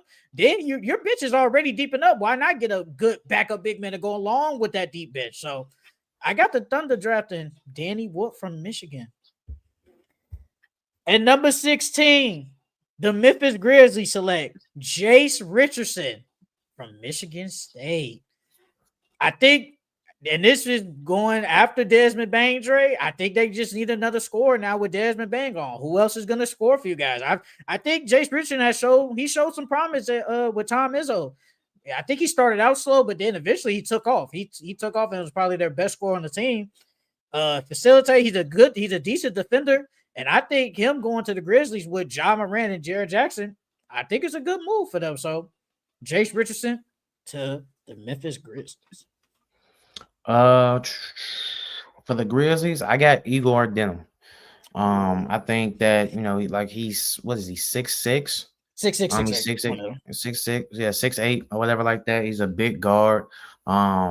He can, like you say, he could play good defense. He can move the ball. He can rebound pretty well. He has to work on his shooting though. And I think he pairs well next to Ja. If they decide to start him, because you get more defense in that lineup, so it could take the pressure off Ja having to guard the best guards on the opposing team. Even though he didn't shoot well from three, his mechanics don't look bad. So if he just if he works on it and gets the reps, he should be good. But I think they draft him, like I said, just to pair next to Ja, to have somebody else there in the backcourt to take that defensive pressure off of Ja Morant. At 17, I got Thomas Sober, the center from Georgetown. He's listed at 6'9", without right? shoes. Yeah, for T-Wolves. He's listed at 6'9", without shoes, so he's probably about 6'10" with shoes on, but he has a 7'6" wingspan, and he's 260. So even though he's a little bit undersized, that wingspan makes up for it, and he was really great defensively. He showed that he has some post skill. He showed that he has a little touch around the rim. He can shoot a little bit. And then on top of that, the T-Wolves, they need a backup big. They need a backup defensive big. Yeah, they have Nas Reed, but they need another backup defensive big. And then on top of that, that gives them their future center if they want to let Rudy Gobert go, or if they want to trade Rudy Gobert. Oh no, I agree 100%. I have Thomas Sober too. I'm like, they need another backup big, because what if Nas Reed leaves in free agency? What if Julius Randle leaves in free agency? You just need that rim protecting big once, say, Rudy Gobert comes out the lineup, because we know when he comes out, no matter what you think of him, he's a good defender, and you lose that. And then why not get that with Thomas Sober? He ain't 7 feet, like 7'2", like Rudy Gobert, but he's still a good defensive big for the Timberwolves. And I think that's what they need. And I do think eventually they actually draft him. I think it'll actually be a good pickup for them. Number 18. Wait, real quick. Who did you have the Wizards drafting? F1, the first time, because they got 2. So who did you have them picking at 6? Fears. I got you. Okay. At number 18, the Washington Wizards select Walter Clayton. Might move up in some mock drafts, but the Washington Wizards get Walter Clayton. I went off this because I was like, they get Antetokounmpo at number 6, and then at number 18, I'm like, you might need another point guard. Walter Clayton turned up this year, won the championship for the Florida Gators. Has the range. They talk about he can shoot damn near like Steph Curry. I ain't saying all that, but that's neither here nor there. But he has the range, can score the ball, can dribble. He can do everything. And I feel like if Jordan Poole is gone, or you could potentially put him in the backcourt with Jordan Poole, that's what they need. They need another scoring type guard. So the Wizards draft Walter Clayton. For the Wizards at 18, I got them drafting Asia Noel. I think that they need somebody else to put next to Alex Sarr. He averaged about 15 and 15 and 7 or 15 and 8 at Georgetown. So I think he'd be a really good pickup for them. You get another forward on your roster. Like you said, he needs to improve on his 3-point shooting. He shot like 75% from free throw, so he has touch around the rim. But he's very mobile. He's aggressive. He plays high intensity, and I think that's what the Wizards need. They need a guy that's going to be high intensity, a glue guy, and he fits that role perfectly. Uh, at 19, I got the Brooklyn Nets drafting Danny Wolf. 7-footer from Michigan. He could pass, he could shoot, like I say, he could play make, he could rebound. He's a 7-footer. I think that they just need talent on this roster. And Danny Wolf is a good big man to replace Claxton if they let him go. Or you can pair him next to Claxton because he can shoot. He can space the floor. So yeah, I got them drafting Danny Wolf at 19. I was gonna ask, dude, does he start next to him, or you just projecting that Claxton might get traded? That's what I was gonna ask. It could be both. I could see him starting next to him, or I could see him starting him at center. Like they just need talent, bro. They have no talent They whatsoever on don't. that roster. When you They go to just need talent. Fanspo and look at their stuff, it gets nasty. They got a lot of picks, but man, when you look at the roster, I'm tired of Like, seeing bro, Jalen Wilson. bro, he averaged 13, 10, 4, and a block and a steal a game last year for Michigan. So yeah, I'm you just so need talent tired on of that seeing. roster. I'm tired of seeing Isaiah Whitehead and Jalen Wilson. I'm Bro, that tired of boy seeing it. Isaiah Whitehead hasn't even. Did he even play last year? I think he I did. don't He think he played towards the end. did. He played. He, Yeah, he did played towards the end of the year, but he? he Did was he? injured for majority of the year, bro. It gets nasty when you look at that roster. Uh, at number 19, the Brooklyn Nets. I got them drafting Liam McKinley from UConn. I think, bro, it's just like you said. They just need talent. They just need everything on this team, bro. They don't have a lot of talent, so why not? You got, like I said, you drafted with me at least Jakunis, and you get Liam McKinley. That could be probably your cornerstones of the Brooklyn Nets of the future, whatever you think of them. But they just need a lot of talent. Why not get a small forward who did a lot for UConn last year? Could do a little bit of somewhat everything. So why not? Why not draft Liam McKinley? And number 20, the Miami Heat select Noah S. June. The Average. guard from France.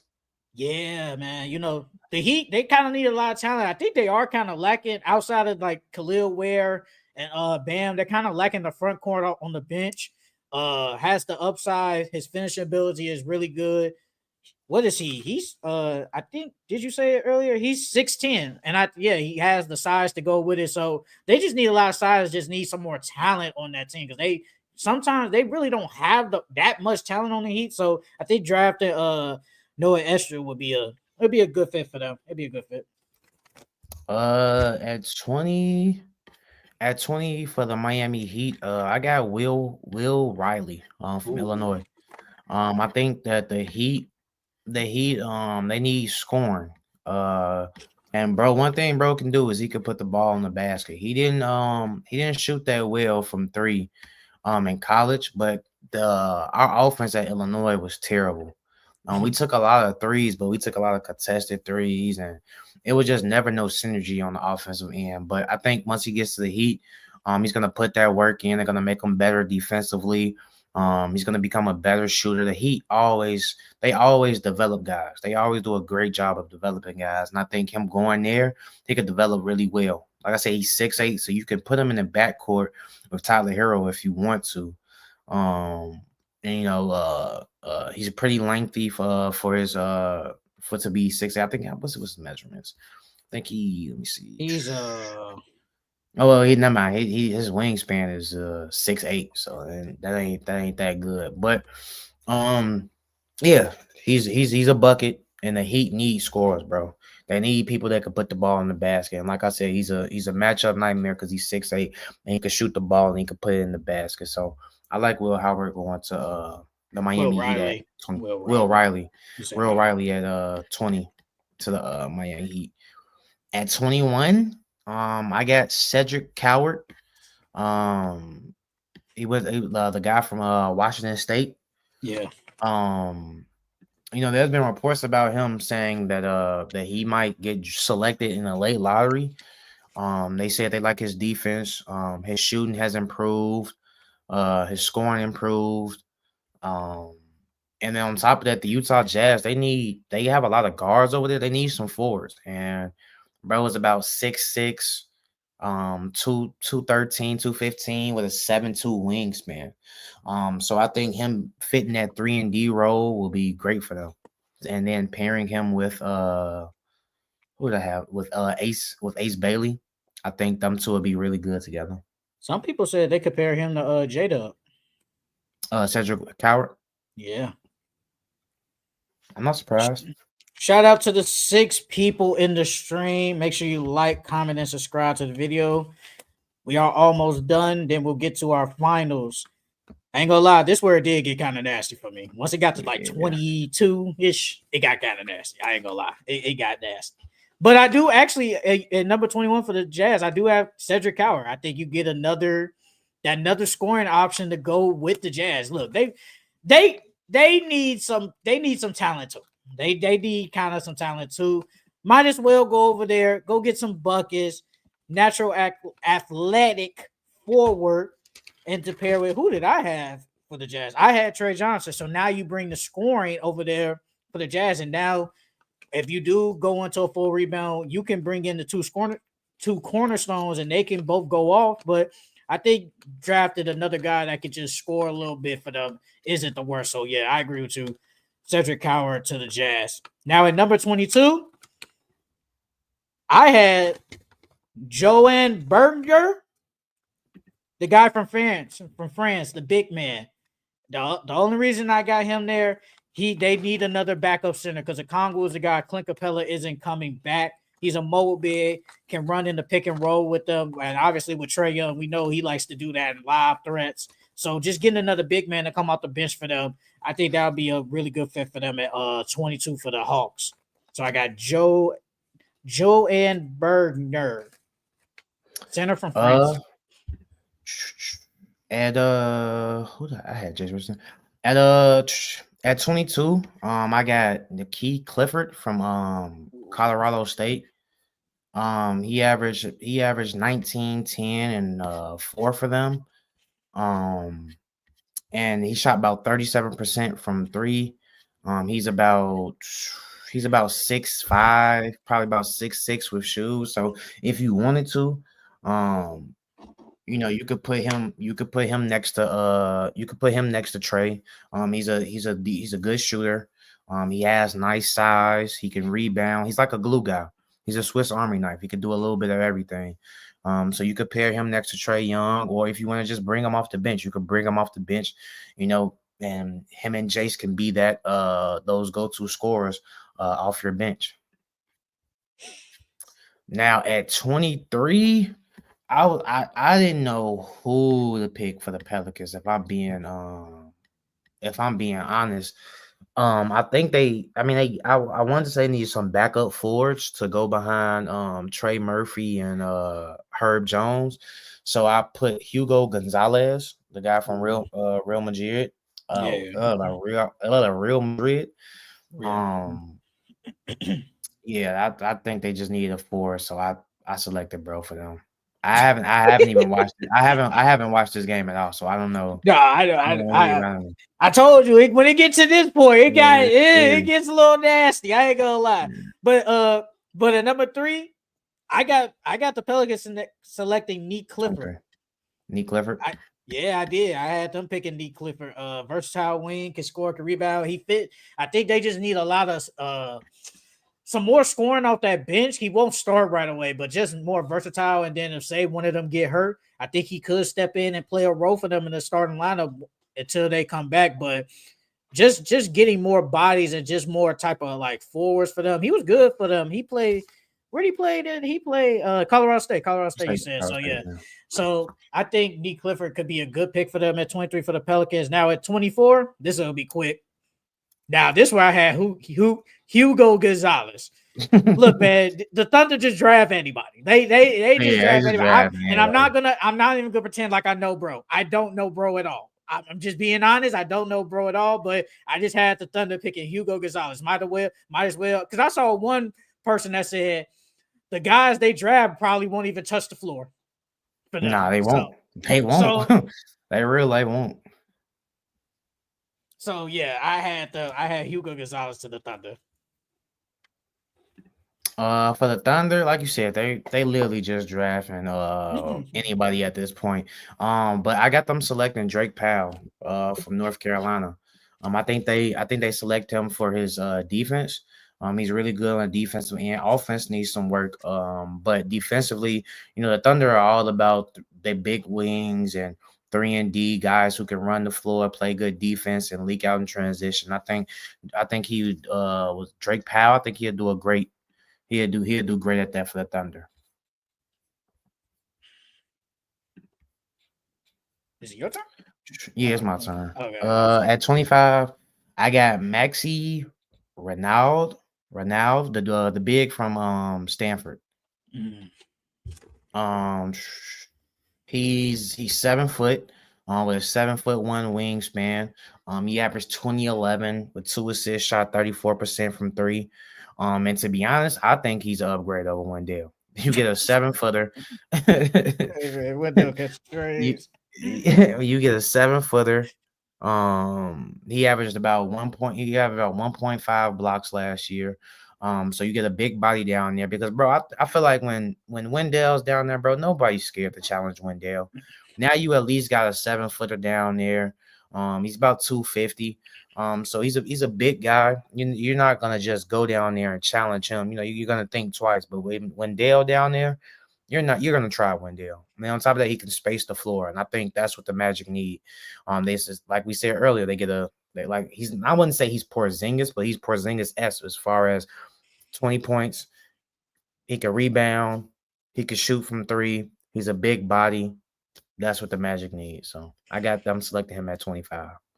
I got the same guy, the Orlando Magic, like Maxime Fander, the dude, the 7-footer from center. And I'm just thinking in my head, I'm like, they need some size. Why not? This team is a long, athletic, big team. Why not add another 7-footer to this team? And like you said, there is a chance he could start eventually over Wendell. There is a chance.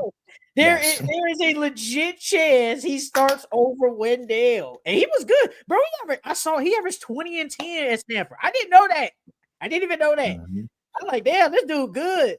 Now, granted, they competition kind of weak, but because where they playing now? What conference? Is it the Big 10 or is it Big 12? I don't know. That's one of them. That don't matter. But they just needed another backup big man. So yeah, Maxime Phantom, whatever, at Stanford, the center. Now the Nets with these back-to-back picks, man. You want to just say we just pick the same two, like we just go the 2 guys they pick since they just got back-to-back, that we don't have to just go one by one. Yeah, we can do that. All right. So with the Nets next 2 picks, I got them picking Rashad Fleming and Ryan Caravan. With Rashad Fleming, you get another offensive guy, that another mobile forward that can play for them. He can shoot the 3 ball real good. He shot 39%. And the Nets, like I said, they just need some talent around this team. So selecting Rashad Fleming would be good for them to pair with Liam McKinley and Kuskis. The people I got him drafted, and they get Ryan Caravan. You get a 7-foot big man that can rim protect. Yeah, he moves slow. He's not mobile, but he can rim. He can just rim protect, and he can score easily. He got to be like 7'1", 2", something like that. So he about 6'8". He about 6'8", 6'9". He can't be 6'8" for real. Yeah, Ryan Caravan. You said what? Ryan Caravan? Oh, Rashad Fleming.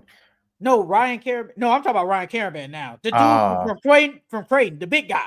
Oh yeah, he's 7 foot. He's 7 foot. That's what I'm about to say. Yeah, that's what I'm saying. Like they get him, who's, like I said, just not mobile enough, but can rim protect and just score easily. He just got to get the ball. Man, his hook shot, man. It was sometimes I watched him. He was like, why are you moving so slow? And he can't hit a hook shot. But those are my 2 picks: Rashad Fleming and Ryan Caravan.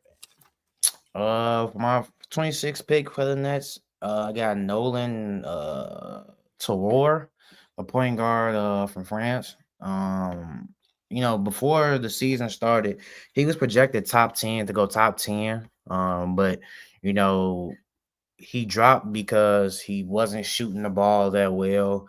I think he was shooting like 37% from the field and like 28% from three, bro. He's picked it up recently with his play recently. But like I said, he was a top 10 projected pick. So I think the Nets just go talent there. They need a guard or whatever like that. So just in case, our boy from Illinois doesn't work out, now you got another guard who was projected lottery. So now you can select him and see what he can bring. Bro, they low-key call him Killian Hayes 2.0. For That is real? terrible. Yes, bro. Yes, they're low-key Killian calling him Killian Hayes 2.0. Because Hayes. he could play make. He's athletic or whatever like that. He's quick a little bit. But it's just his offensive game. And Not he's worked. Killian Hayes. He's been playing good recently. Not Killian In Hayes. 27, I got Rasheer Fleming. Like you said, he's an offensive threat. The net, like we said earlier, bro, the Nets just need anything. They need anything and everything. Select the best talent available at this point. At 28, I got the Celtics selecting Walter Clayton Jr. Uh, Ooh. I think they need once Drew's gone, they're gonna need another backup point. Because I think Drew and Porzingis is gone after the season. But even if Drew stays, I think you can put him in the backcourt with Peyton Pritchard. And they could be your two guys off the bench. He's a great shooter, and the Celtics always like 3-pointers. They also, he fits that mold for them. He's not a liability defensively, and he's a winner. The Celtics love drafting winners. So I got Walter Clayton going to the Celtics. That's not bad. That's not a bad pick. The Celtics at 28, they select Drake Powell from North Carolina. I think they're kind of lacking when it comes to like the forward side. He's active on both ends, can shot block as a defender. I think they just need I think once Jason Tatum is not there, then once they trade like Drew Holiday or Porzingis or whoever, they're gonna need some depth. And I think their depth isn't like the greatest. Like outside of like Peyton Pritchard, who most likely will start next year. I think they're gonna need some more depth, and Drake Powell can bring that for the Celtics. They just need some more forward type depth, and they need defense. They've been a decent defensive team, so why not just add another versatile defender on the team? The Phoenix Suns. This is where they select Will Riley from Illinois, your guy. Great size, can make the three. He averaged 12 points, 4 rebounds, 43% from the field. I just think, and the Suns, I think they just need some more. They're gonna not going to rebuild, but retool that whole roster. You might as well go out and get another tall guy. What is he, 6'8"? So Will Riley to the Phoenix Suns might be a good pickup for them. For the Phoenix Suns, I got the guy from Creighton, Ryan Creighton. I got Ryan Cameron. I got him going to the Suns. They need a big. Like you said, he averaged 19-8 with almost 2.7 blocks. So yeah, they need a big, and I feel like he's the best available big at this point in the draft. So, you select Ryan from Creighton.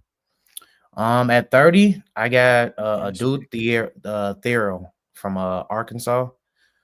He averaged about 15, 6 rebounds, 2 assists, a block, and then about 2 steals per game. His offense, like his 3-point shot, needs a little bit work. But he's about 6'8", 230.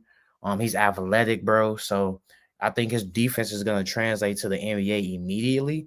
And I feel like he's one of Ty Lue type of guys. You know what I mean? He's a defensive guy.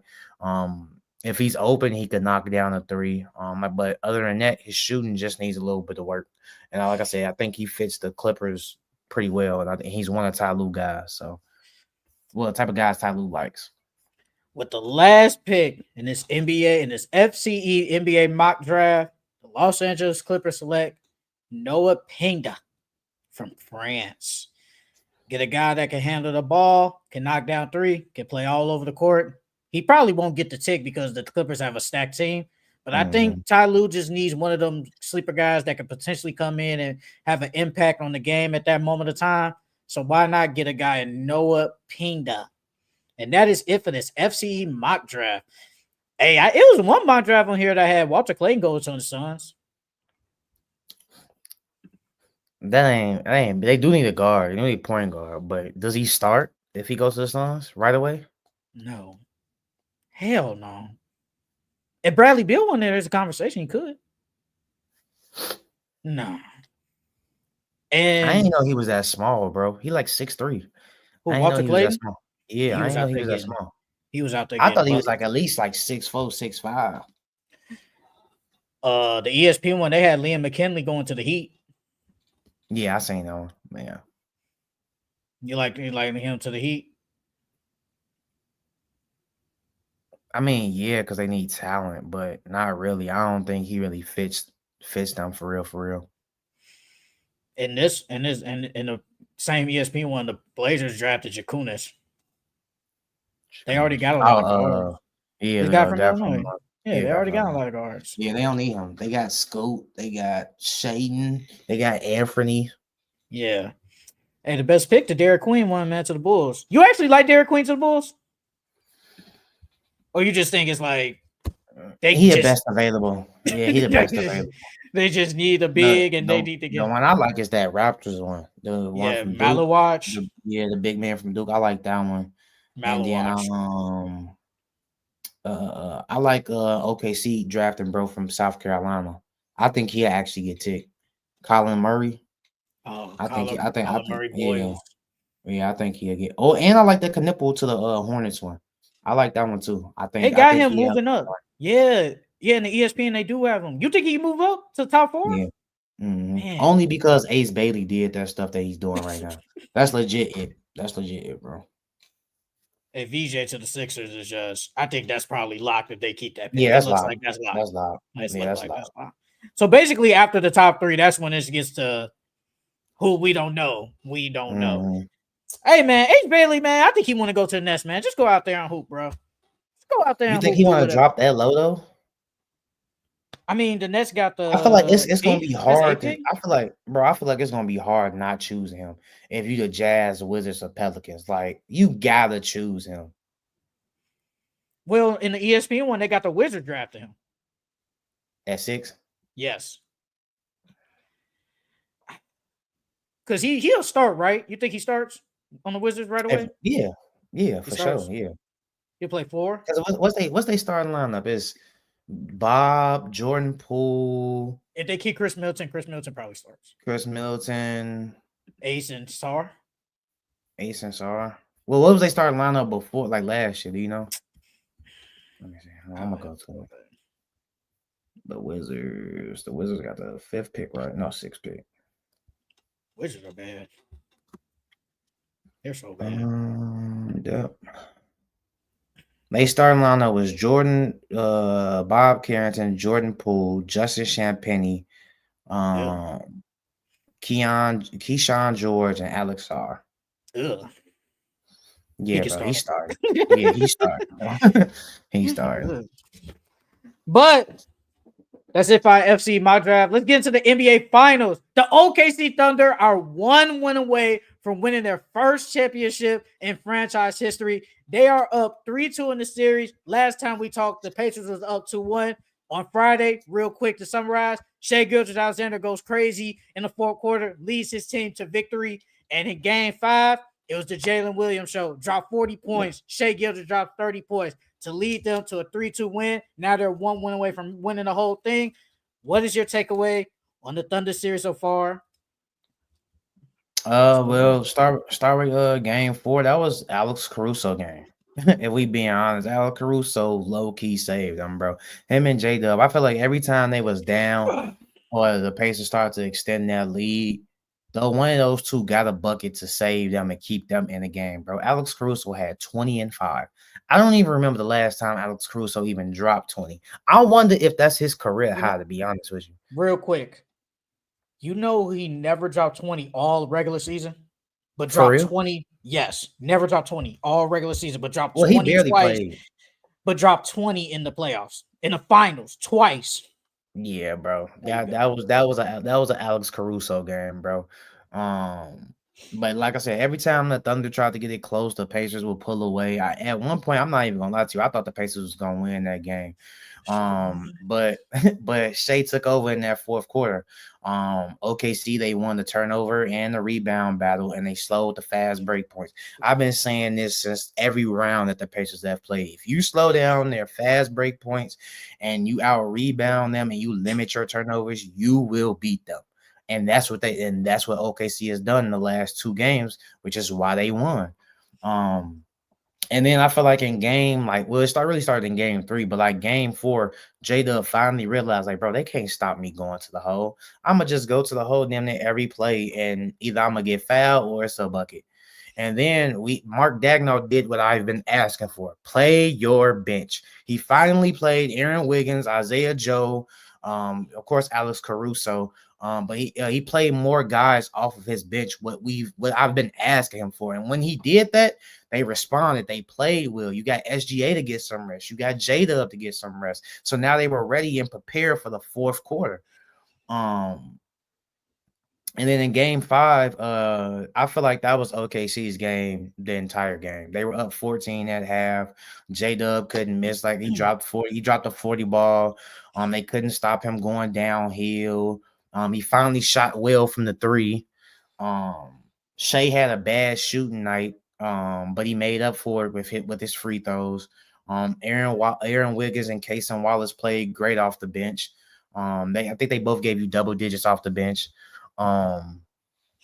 Chet didn't really play that well, but I liked how aggressive he was. He took about 14, 15 shots. So I like that. To be honest with you, the reason why the Pacers, even though the Pacers lost that game, lost about 11, the reason why they lost because of Tyrese. I know he got hurt in the first quarter or sometime in the first quarter, and that was a big part of why he went 0 for 6 and 0 for 4 from 3.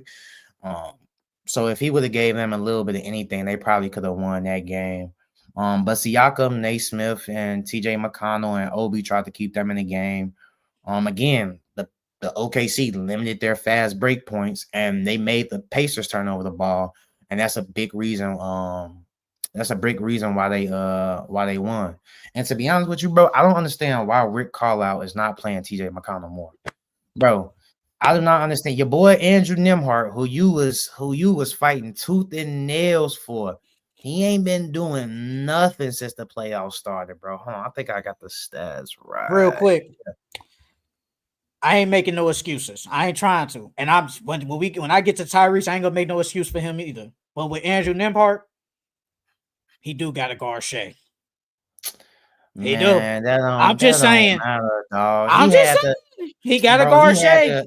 He had to guard Darius Garland. He had to guard. According to you, he was hurt. So what am I guarding the injury do for? He had to guard Donovan Mitchell. He had to guard Jalen Brunson. He had to guard Dame, even though Dame got hurt. He had to guard Dame. So like, I'm not trying to hit that, bro. And then you got Aaron Naismith. What is he guarding Shea for when you got Aaron Naismith? All he do is foul. All he do is foul. But bro, did you not watch Game 4 when they hunted Aaron Nesmith because they know he gonna foul? Bro, I told you that man is a hack. I've been saying that shit since the playoffs started. He is a hack. Saying that you have been saying he's a hack, but all they do is hunt Aaron Nesmith because they know he can't guard him and they know he's gonna foul. They know he is. I'm like, bro, they is hunting this man, which is sad. So far, the OKC is proving what I've been saying about Andrew Nembhard since the beginning of the playoffs, bro. He's not shooting well from 3. He's shooting 33% from 3 so far this series. He's shooting 52% from the field as far as like twos and stuff like that.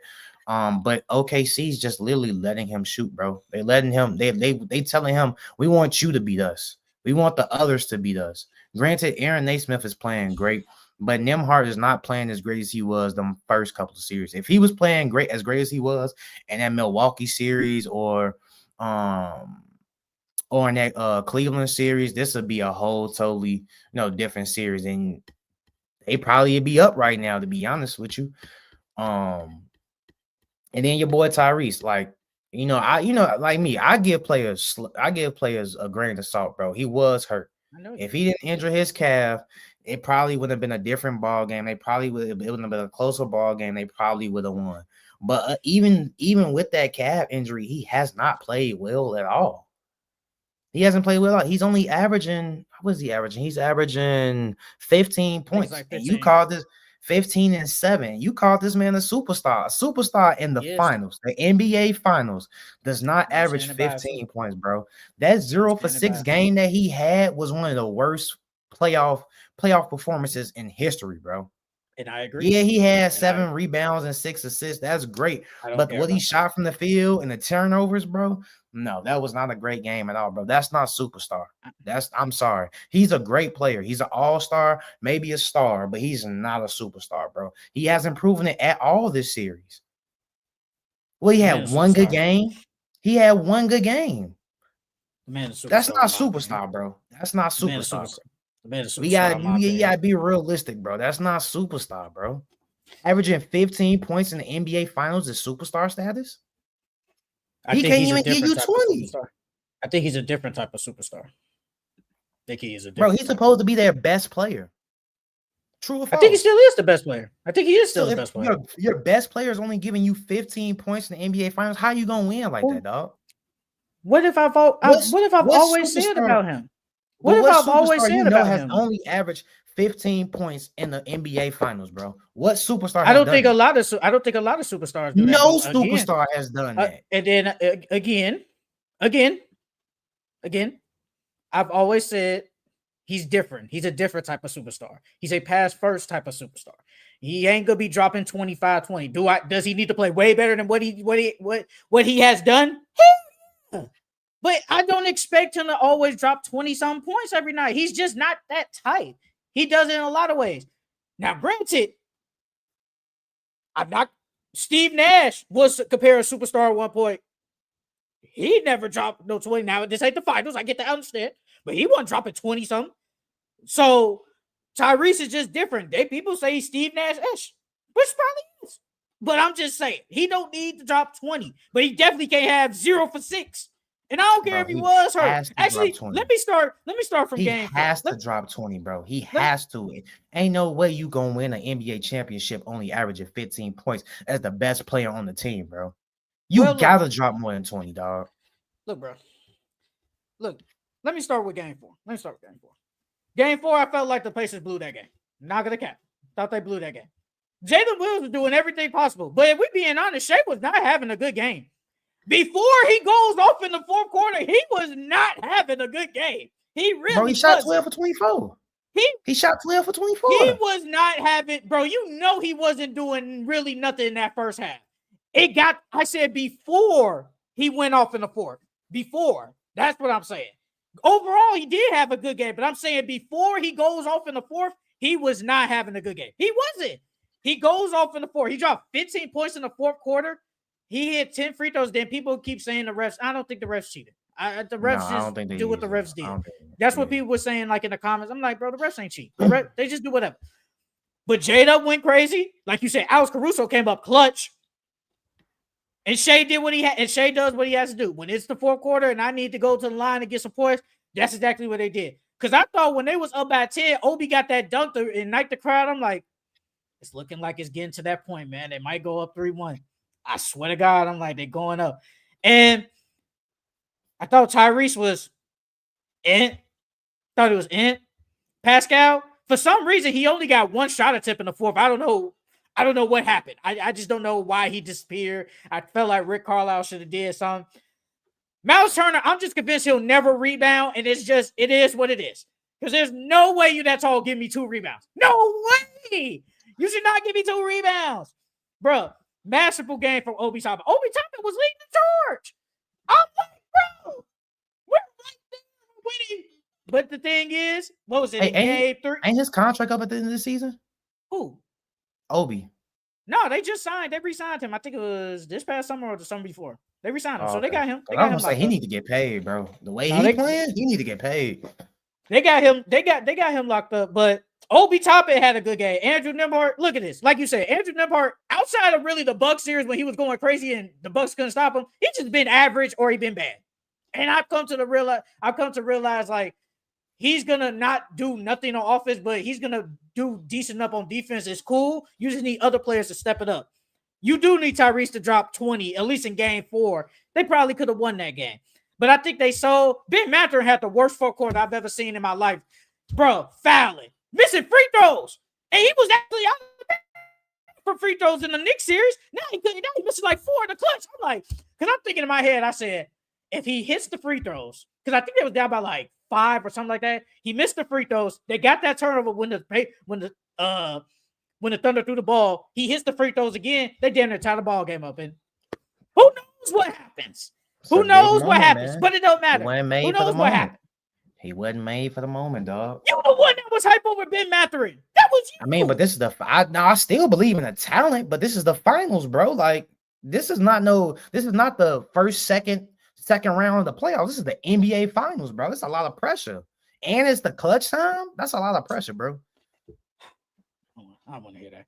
I felt like they blew that game, and they had a prime opportunity to go up 3-1, and they blew it. Now, game 5, I've already said it on my reaction. Tyrese played probably the worst game I've ever seen. I don't care if you was hurt, brother, because once again, I'm going to say it, when you're out there, injury don't matter. You're out there. He played like trash. He was terrible.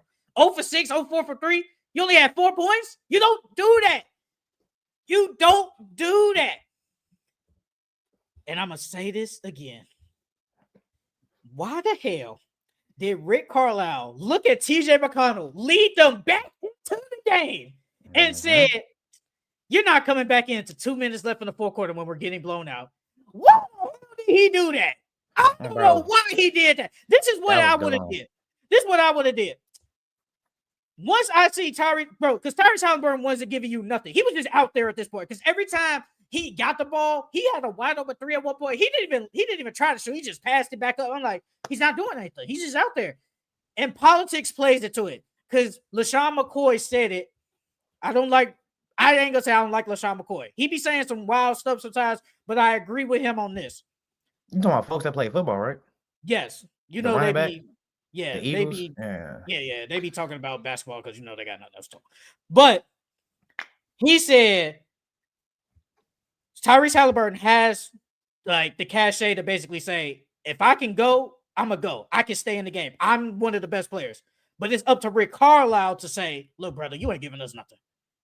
It's time to go out. Because TJ, they couldn't stop TJ. Bro, he did a spin move. I think it was on J-Dub. Laid it up. Got the M1.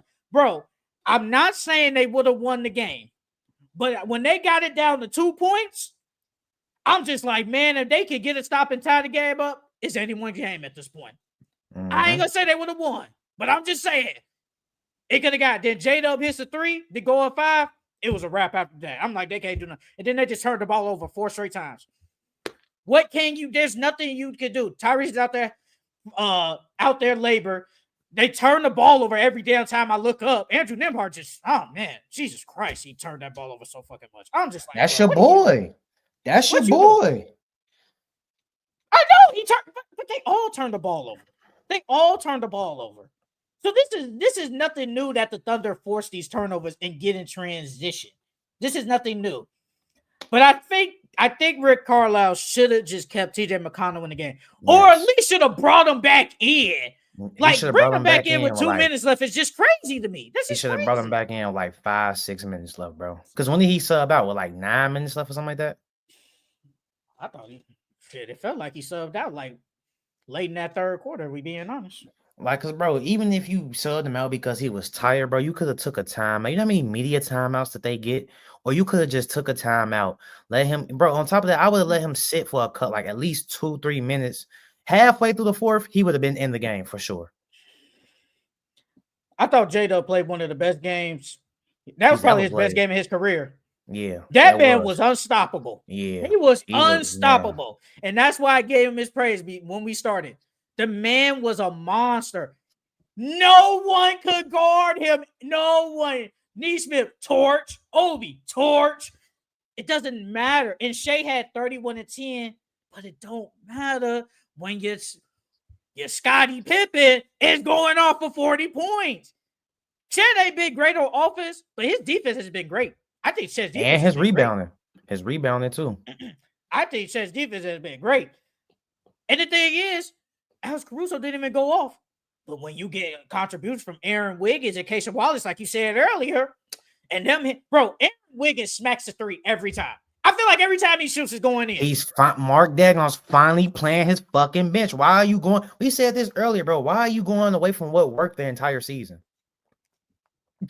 And now he's went back to it, and look what's happening. Like, the thing with Aaron Wiggins is he be feeling himself because every time he be trying to drive to the hole, he be missing or getting it blocked. Bro, you ain't him, bro. Just hit your threes and we move on. But I'm tripping because you're gonna miss. But I think the Pacers damn near kind of blew it. They had a chance to go up 3-1. They sold in game 2 because just like how the Thunder couldn't score in game 3, the same thing happened with the Pacers in game 4. They couldn't score and they got outscored by like 12 to 14 points. That's what happens. And I said it in game 5 when I gave my prediction on the reaction. I said I had the Pacers winning, but I wouldn't be shocked that they damn near got blown out. I wasn't shocked that they basically beat them up. But TJ McConnell should have played a lot more. Bro, he scored 13 points in the third quarter alone. He was torching anybody, bro. He can get to the rim anytime he wants. He get that little mid-range shot. I feel like it's automatic. You know who you remind me of? JJ Barrera, bro. When JJ Barrera was killing the Heat, TJ McConnell reminds me of that, bro. He quick. He can shoot a little bit. And then when they leave him open for 3, sometimes he be hitting. I'll be like, damn. Somebody said this comes down who white boy is better. Alex Caruso and TJ, who white boy better. And I feel like they both been playing good, but Rick Carlisle fumbled that. I don't care, bro. Like, I want to just ride because this is politics. This politics can't just play because you're not bitching your star player. You don't do that. But at least you could have said, hey, Tyrese is hurt. I went with the better option. We wanted to get him rest. TJ McConnell had it going, so I kept him on the bench. You could at least did that. You could have made that type of excuse. Rick Pitino. He was supposed to pull a Rick Pitino, bro. You could have made that excuse, but nope. You keep Tyrese Halliburton in the game, and he does absolutely nothing for you. He's just out there. Now, Pascal Siakam, I thought he played good. Very good. He was turning the ball. He was doing a lot of dumb turnovers, but besides that, I thought he played pretty good. I just feel like now when it comes to tonight's game, it's all hands on deck. This is win or lose. This is literally the end of your season if y'all lose. So you need Ben Mathurin to play good. TJ McConnell. It just said that Tyrese is gonna play.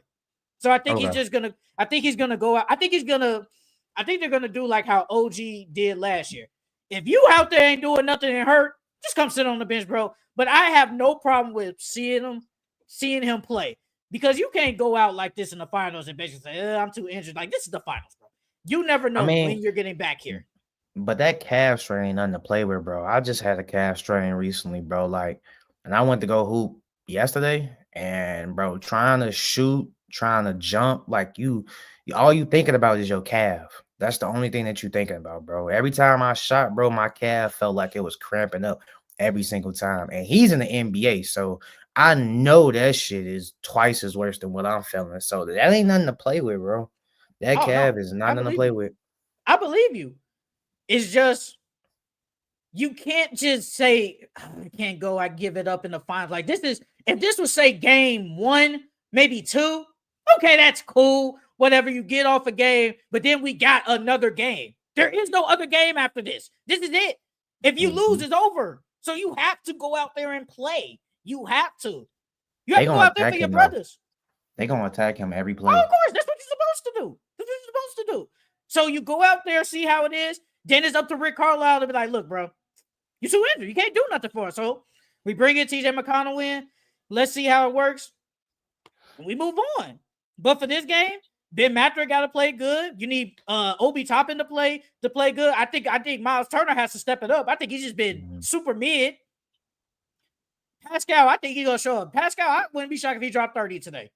I think Andrew Nembhard has to step it up on offense, but it's just all hands on deck now with Tyrese being hampered. Everybody has to show up. I will not be shocked if Ben Mathurin has a masterclass. I will not be shocked. Hey, do you think what's bro name? Was it Jace Walker? I think that's his name. You think they needed him? Jarris Walker? Yeah, Jarence Walker or whatever. You Jarris. think they needed? Do you think they needed him? Because he played well for them last series. I think when they needed him to go to that small lineup and they could get advantages. But if you run a big lineup, I don't think it helps.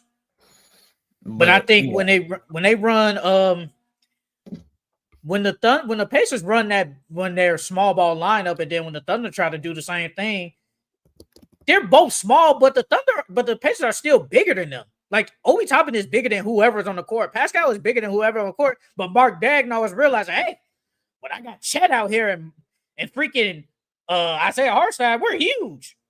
No Diddy, we're huge.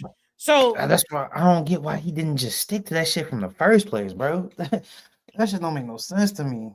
We talked about it that day. We talked about it like I think it was like that first game. He basically, I ain't gonna say he was nervous or scared, but he was like, they gonna be running small ball a lot. Let me run small. It's like you didn't have to do that after game one. Now maybe after 2 games, I could understand you switching. I'm cool with that. But right out the gate going, No, bro. Doesn't. Yeah.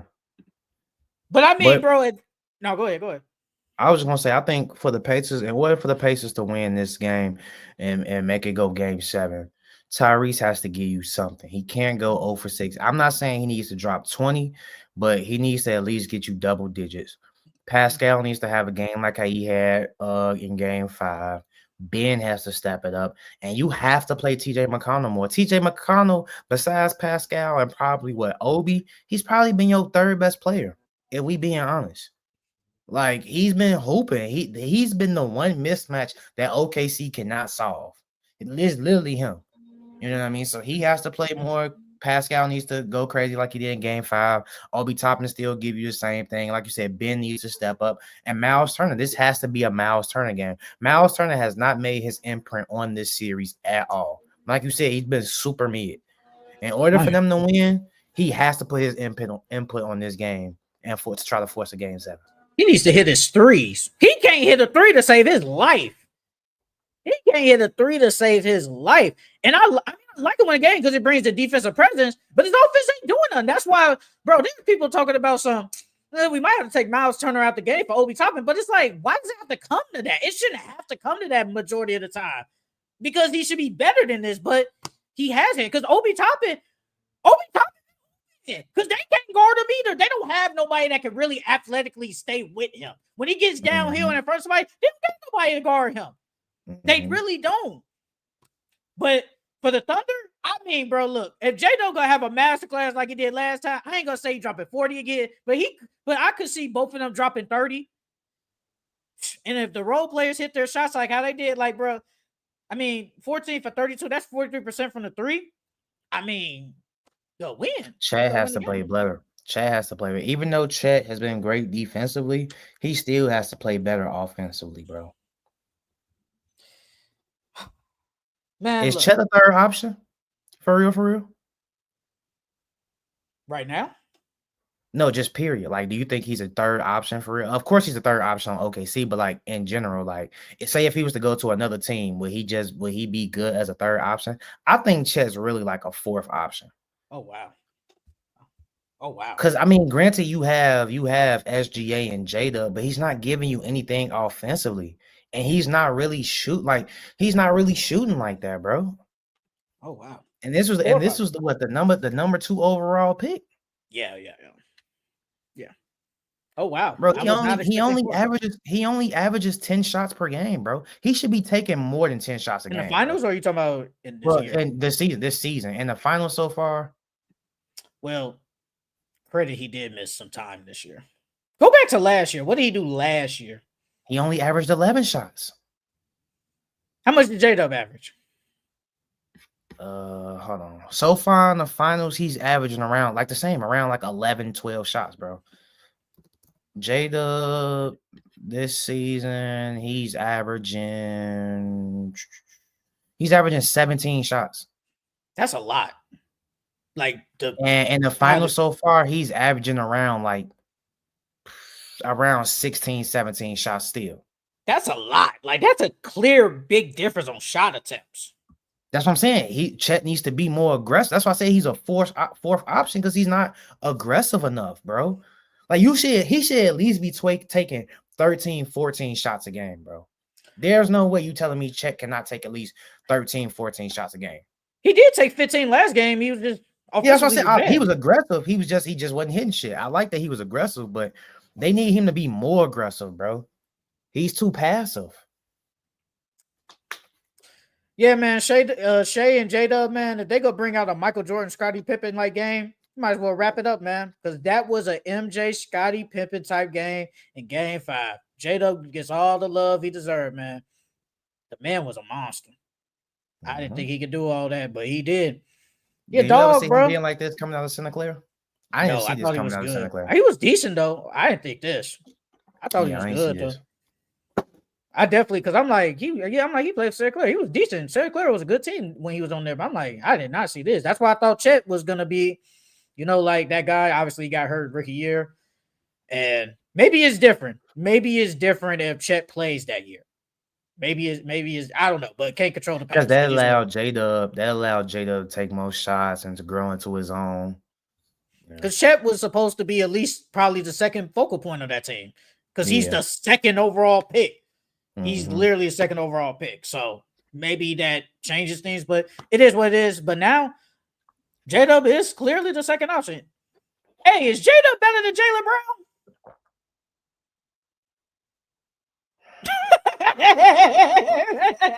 It's an argument. Hey, man, I'm just asking. Hey, I'm just asking, man. I'm just asking. It's an argument. It's definitely an argument. No cap.